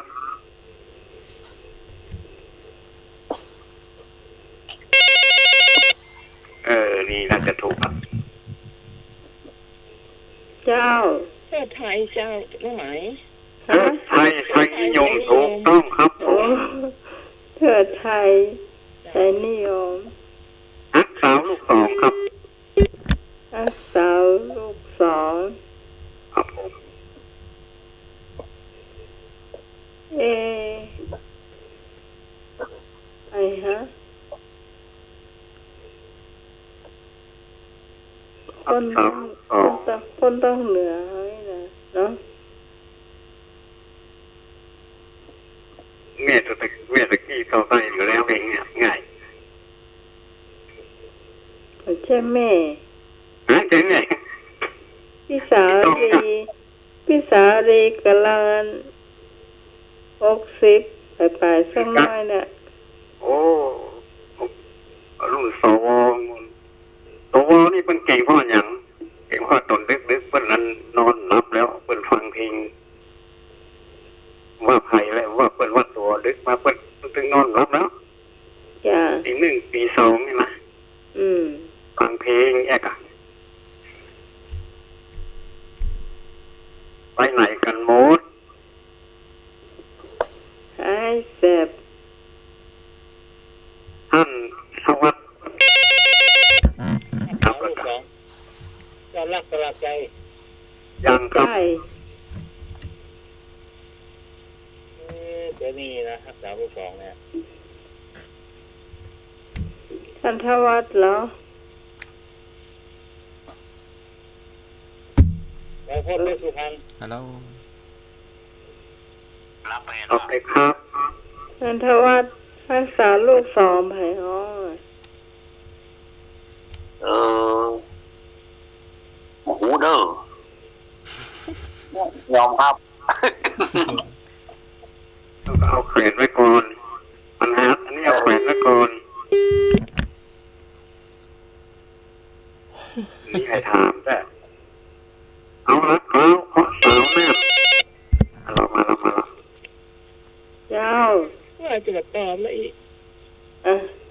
สงสัยสว่างวงอ่ะเจ้าสงสัยสว่างวงถูกต้องครับถูกต้องธงชัยสว่างวงครับผม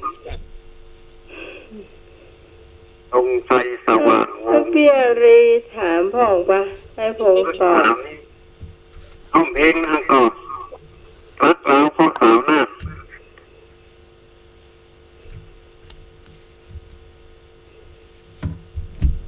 อันนี้คนอื่นถามพ่องเพลงเรื่องเหนือนี่ยอมภาพเลยว่าผมค่อยได้ฟังรักเราเพราะสาวหน้า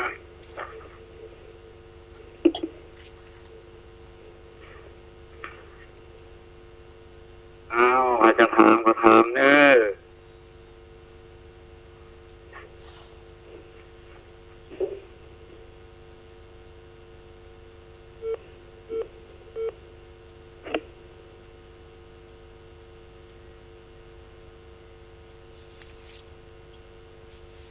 มาท่านทวัฒน์ถามพ่องก็ได้ติดต่อไปได้ขอเล่าท่านก่อน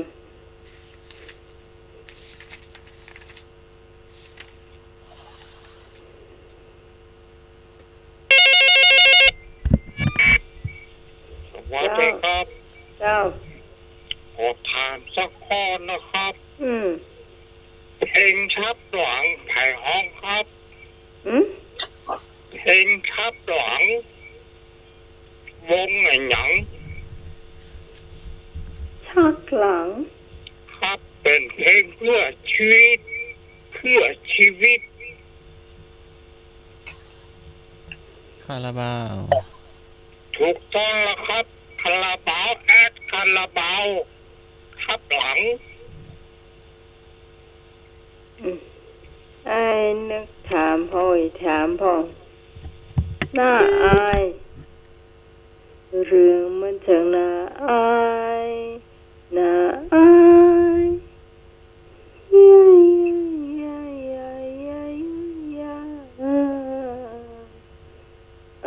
ของเตียถ้าพี่ตองอยู่นี่หัวเจ้าสมัยห้องเดียวเนี่ย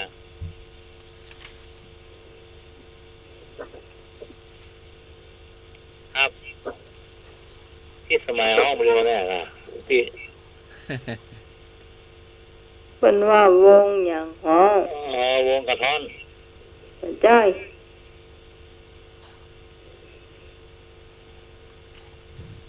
ลงบ้านเอาอ่ะครับ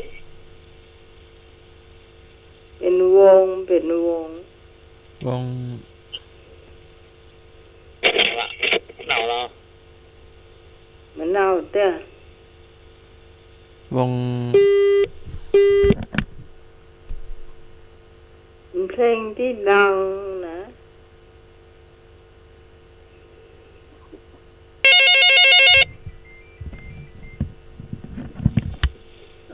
เจ้า เจ้าพี่ไหม เจ้า ของพี่ไหมวง Royal Spice เจ้า ถูกต้อง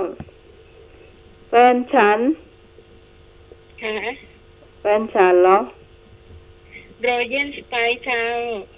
ถูกต้อง โอ้โหมาแล้วกะ คอยคำเดียวคอย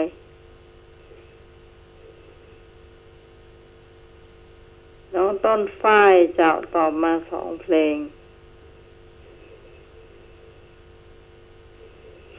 คอยแต่เธอ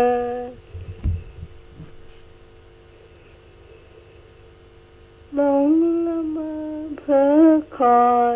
แต่เธอ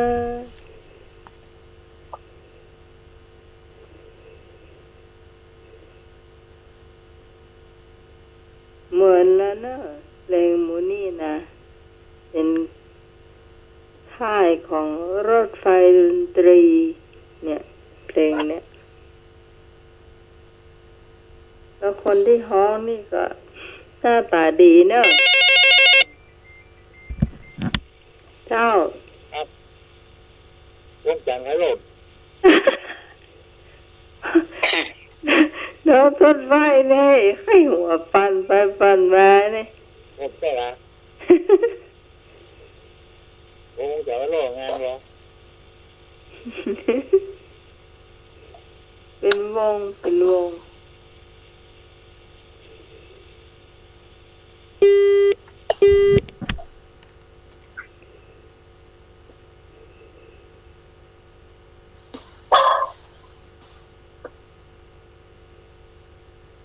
ต้นไฟตอบมาเหมือนกันป่ะ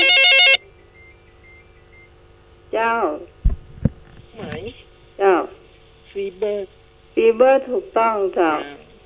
แฟนฉันนั่นคือวงชาตรี จะแม่นแล้วเจ้า นั่นก็ เจ้า เจ้า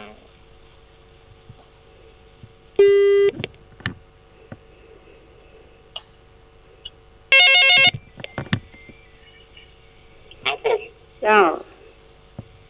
ยากยิ่งนักมันมีแบ็คกราวด์อยู่นอนแล้ว ชาตรี นะที่จะบ่นเพ้อชาตรี ชาตรีถูกต้อง เจ้า รักฉะนั้นเพื่อเธอ อะ รักฉะนั้นเพื่อเธอ ยิงแพนเตอร์ เจ้ารักเธอที่สุดในโลกวง เสรีรุ่งสว่าง ใจเขาก็เพลงอันนี้เขาก็ชีวิตจริงเนี่ย โอ้รักเธอที่ รัก สุด เธ ใน อ โล ที่สุ ก ดในโลก เขาได้ยินก็เสรีรุ่งสว่างนะ อันเดียววางเดี๋ยวพี่กล่องพี่มันจะตัด เจ้า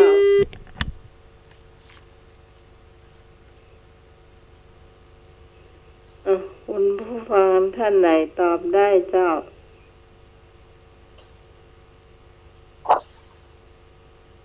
ท่านว่าตัวนิ่มนะเพลง เจ้ารักเธอที่สุดในโลกของหนุ่มสกลเจ้า นุ่มอย่างก็ หนุ่มสกลเจ้า นุ่มตะกอนอ๋อ เจ้าส เจ้า วัสดีเจ้า เจ้า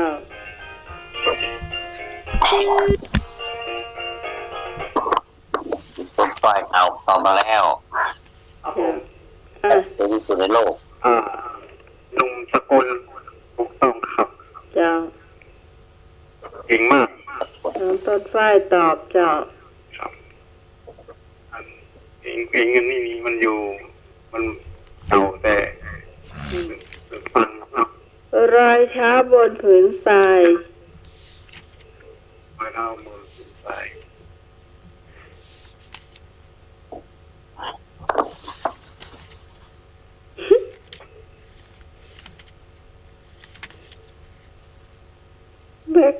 กหลังอันไอโฟงอยู่ไหนเป็นกาวไปขึ้นไปนอนนั่นกันเจ้าแล้วครับ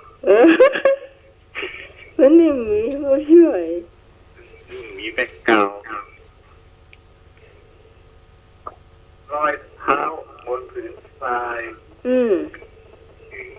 ตอบใจเนอ052010462เงินจะโปกให้ผมเพื่อทำนับครับผม เจ้าสุชาติพลางกุล โอ้สวัสดีแว่นแล้วใจ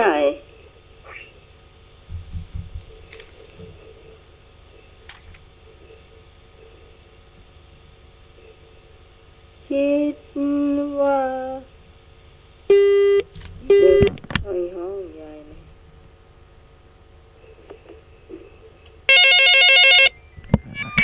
ห้องเคยจ้างนะเจ้าพิงแพนเตอร์ถูกต้องเอาละพี่ตองมาแล้วบ้านถาม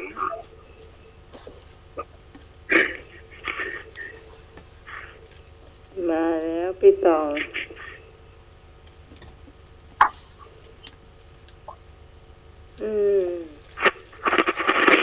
ท่านวัดถามพ่อขึ้นบอกเฮ้ยโอ้กรุณาฟังให้จบวันนี้สมองบ่ค่อยดีแล้วยังก็กรุณาฟังให้จบกรุณาอันนี้ชื่อเพลงเนาะครับชื่อเพลงครับอ๋อชื่อเพลงนี่นะฟังแล้วเจ็บหัว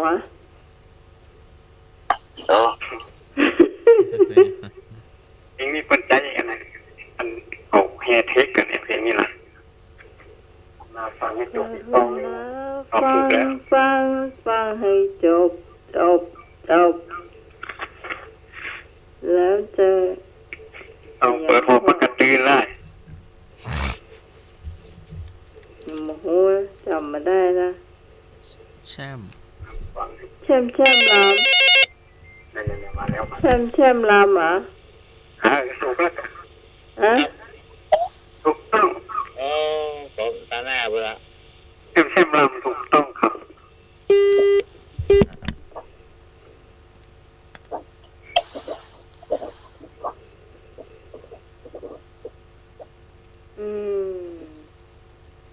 เดี๋ยวกันสาวดอยโฟวินหรือว่าสาวดอย4x4เป็นเพลงต่างใดเพลงแนวเพื่อชีวิตแนวนี่ครับ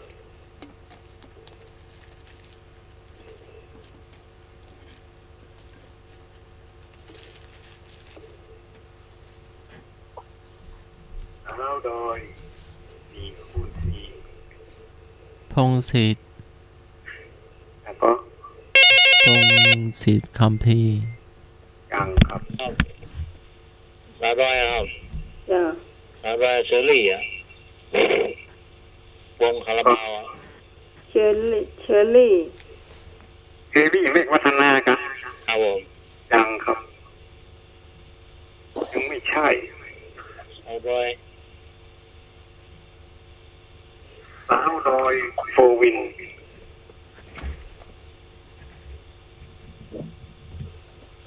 ไม่ก็รุ่นเราเขาเดียวกันเนี่ยกันยืนถามท่านทวัฒน์น่าจะตอบได้หรือว่าน้องคนข่าวตัวฝ่ายกันได้ก็ครับผมบัดใช่ครับพี่ตองแต่ฟังเปิดหูนะฟังเป็นหมดอยู่สังทองสังทองสีชัยอ่ะใช่ครับ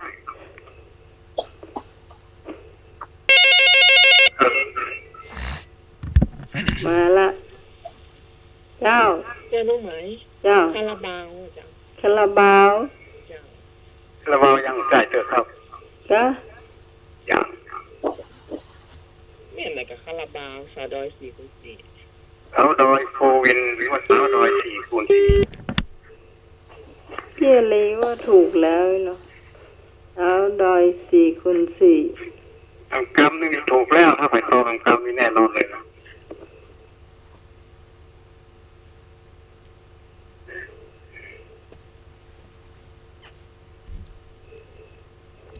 หมดก็ได้ยินจ้ะก็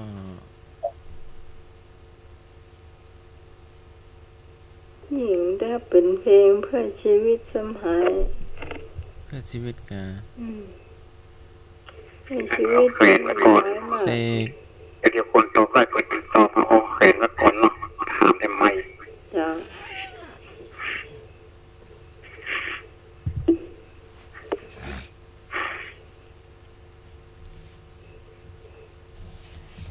มาคุณผู้ฟังทางบ้านจะถามก็ถามได้นะเจ้าสาวบางกรวยสาวบางกรวยออนอรดีถูกต้องครับ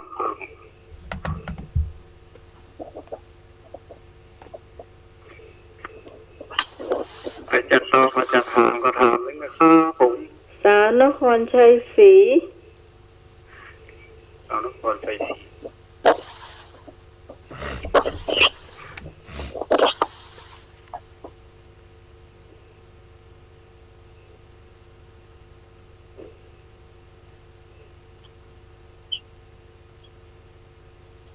บอกว่าจะไปเจ้าชู้บ้านมันมาได้นะเจอมีดอิโต้นะ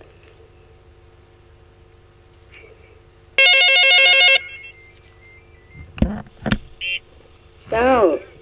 น้องกัมบี้อยู่คนท้องกัมบี้อ่ะน้องกัมบี้น้องกัมบี้แม่นละน้องเจ้าชนพี่ชาแม่แมงปอชนพี่ชากัมบี้น้องกัมบี้ฮ้องเพลง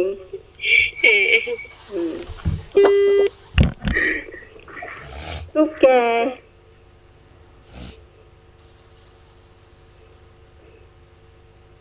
หนูโกดลูกแกเป๊กเจ้าน้องกัมบี้เหมือนกันนะ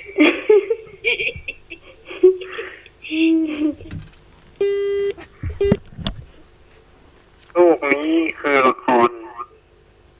เอาในแนวของลูกทุ่งนะครับลูกทุ่งโลกนี้คือละครลูกทุ่งนะปัจจัยคนไทยนะครับน้องอภิญญาฮัลโหลเจ้าพนมนพพรยังครับไม่ใช่ว่ะปัจจัยผู้ใช้แรงงานอ๋อไม้พิรมพรครับถูกต้องครับไม้พิรมพร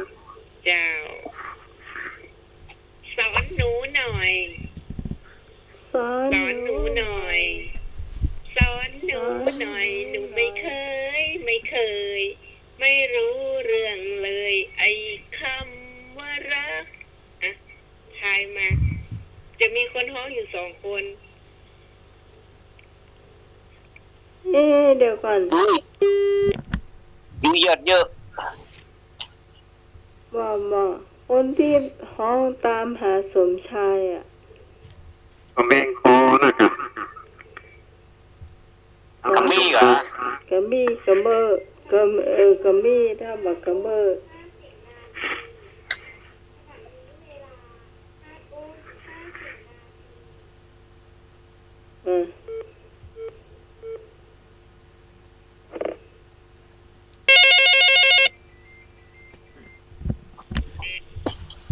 ยังบ่ใจเตื้อง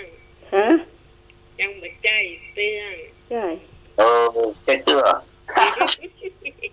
ใช่ฮะกับบี้กับปัจจัยกับบี้กับปัจจัยยุ้ยกับปัจจัยเอาเห็นละนี่ใหญ่นะหน่อยชื่อหน่อยปัจจัย คนแรกที่ฮ้องก็คือสายใจวลี จ้า คนที่สองก็คือจอมขวัญกัลยา โอ้ จอมขวัญกัลยา สอนหนูหน่อยกะ อืม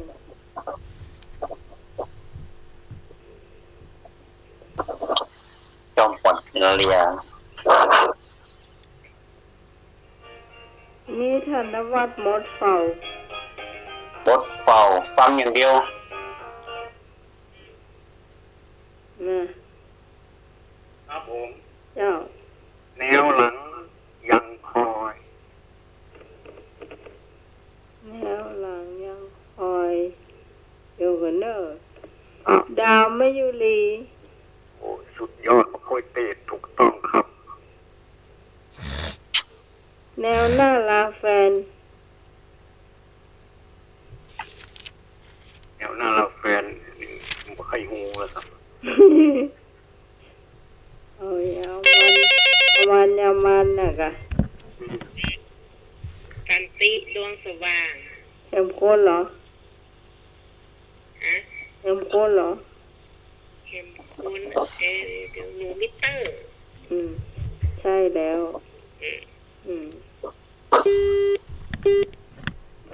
สองคนกันนะ ขอทางสาบาน อ่อนคำ สั สาน ติ บ้าง ลูสว่าง โอ้ อันยังสันติดวงสว่างเขา อ๋อดวงสว่าง เอาโทรณีสายเลือด ธรณีสายเลือด ชาตรีสีชน ใช่ครับมันห้องว่าอย่างชีวิตเดียวเปลี่ยวใจยามห่างไกลมันเรือนหลับนอนครับ อ๋อ อ๋อ นี่ยังอ่ะ โอ้โห อ๋อ เป็นลูกกรุงเนาะ เอา ธานินอินทรเทพ ใช่ครับ ธานินก็ ยังไม่ถูกครับ ยังไม่ถูก ชีวิตเดียวเปลี่ยวใจยามห่างไกลบ้านเรือนหลับนอน โอ้เป็นยุคเก่าเนี่ย ยุคเก่ายุคปิดตองพวก แล้วก็ที่ต้องละ เจ้า แค่เพิ่งสิง โอ้แม่ที่ไว้ห้องใจครับ ชายมันสิงมันไงอีหล่อ ทางเมืองสิงห์มันลูกทุ่งแล้วครับ นี่ลูกกรุงครับ โอ้โห อันนี้ลูกกรุง ลูกกรุงสุเทพว่าไง มีสอง สุเทพองค์คำแหงแม่นก่อน ที่เรื่องใจเลยเอาเพลงอย่างมันคุ้น ชลิดาลี ต้องคุ้นถูกอ่ะ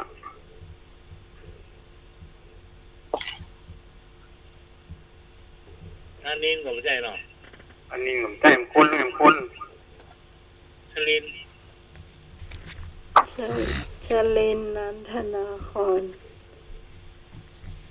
ยังไม่ใช่ เทพ แต่ยังต้นปีกก่อนนะสุเทพวงศ์คำแหงนี่กันไอตอบอะไรเกี่ย โอ้โห ไอ้หนุ่ย ครับถูกแล้ว ไม่น่า คนห้องอยู่สองคน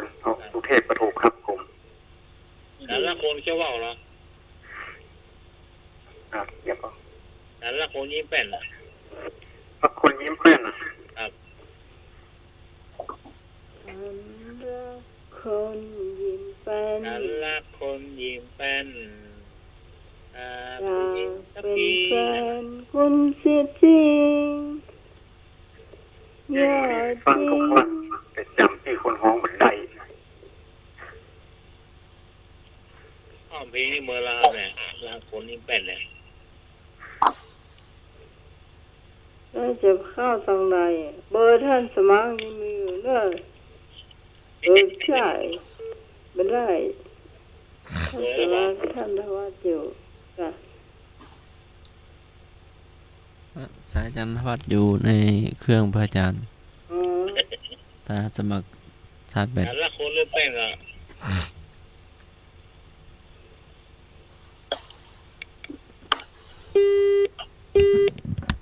อ้าวจะเที่ยงแล้วเนาะ เพลงสุดท้ายเอาความขมขื่นไปทิ้งแม่ของไอ้นึกตอบ ลูกฤดีพ่องแหงใส โอ้โห พ่องแหงใสวะแม่มองใส โอ้กว่าบรรลุกะ อ้าวเอาเนาะไม่สอดเสื้อเนาะ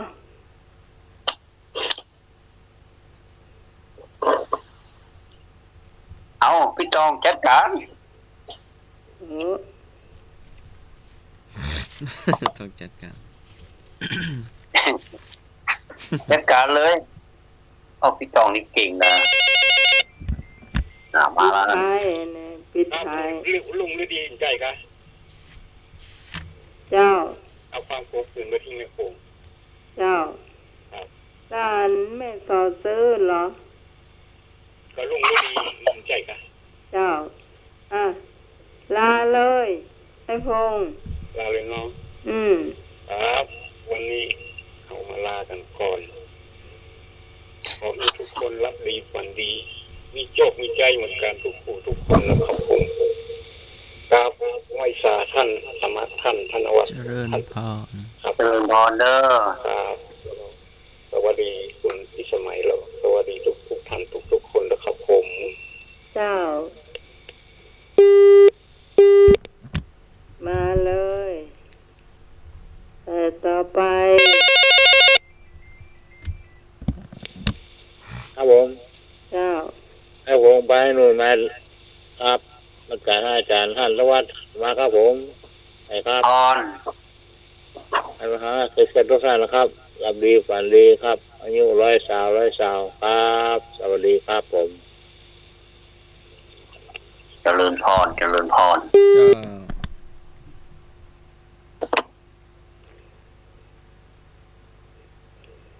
เจ้ามาเลย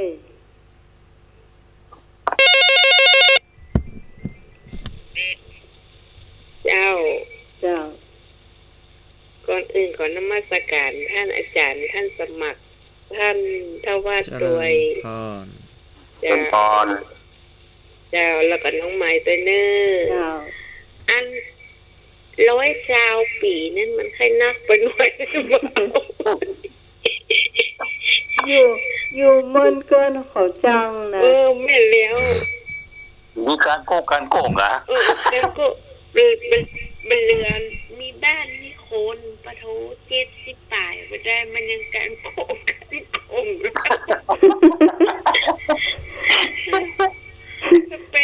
จะไป ทรมานเนาะ จะไปจะจมฮะกูอย่ามาให้ตา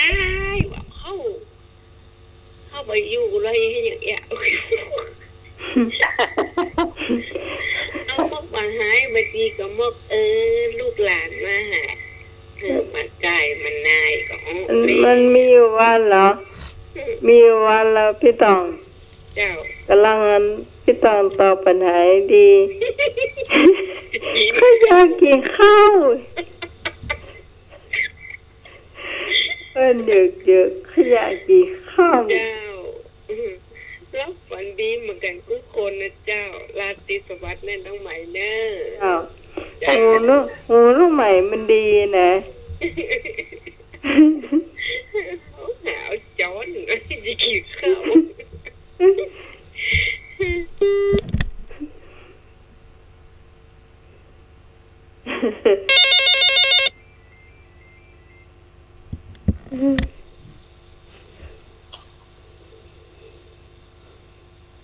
เจ้าน มัสการครับผมแฟนพันธุ์แท้ครับ ขอให้พุทธศาสนิกชนทุกท่าน มีชีวิตที่ยืนยาวชั่วฟ้าดินสลาย ขอเจริญพร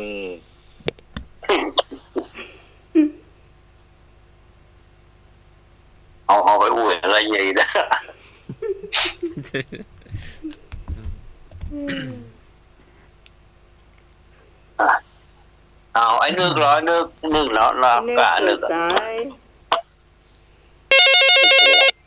นึกให้จะรีบหรอ สวัสดีครับ มาแล้วฮะ เปิ้นเป็นที่เจ้ากะครับให้แฟนพันธุ์แท้เปิ้นเป็นที่เจ้ากะครับ เป็น ว่าใช่เหรอเอาไปที่ว่าใส่หิมเบิร์ใส่ชุดขาวน่ะ คืนนี้ผมขอให้พรทุกท่านนะครับ รับดีฝันดีอยู่ดีมีสุขปราศจากโรคภัยไข้เจ็บทั้งหลายทั้งปวงนะครับ เจ้า ครับ สวัสดีครับ เปิ้นไม่ใช่ตู้เจ้าแต่เปิ้นใจกรรมมาถูกนะเอากรรมเปิ้นเอากรรมตู้เจ้ามาใจเปิ้นใจกับกรรมที่บ่ค่อยถูกอิ่มได้ อุ้ยรับแล้วก็อุ้ยรับนอนแล้วเนาะ ปานชนีเธออยู่ดีฉะไหนไปเหลือ ของต้นฝ้ายเหรอ น้องต้นฝ้ายมาลาพ่อเหรอมาไปเหรอ ถ้ามารับด้วยนะถ้ารับแล้วก็แล้วไป ของมีความสุข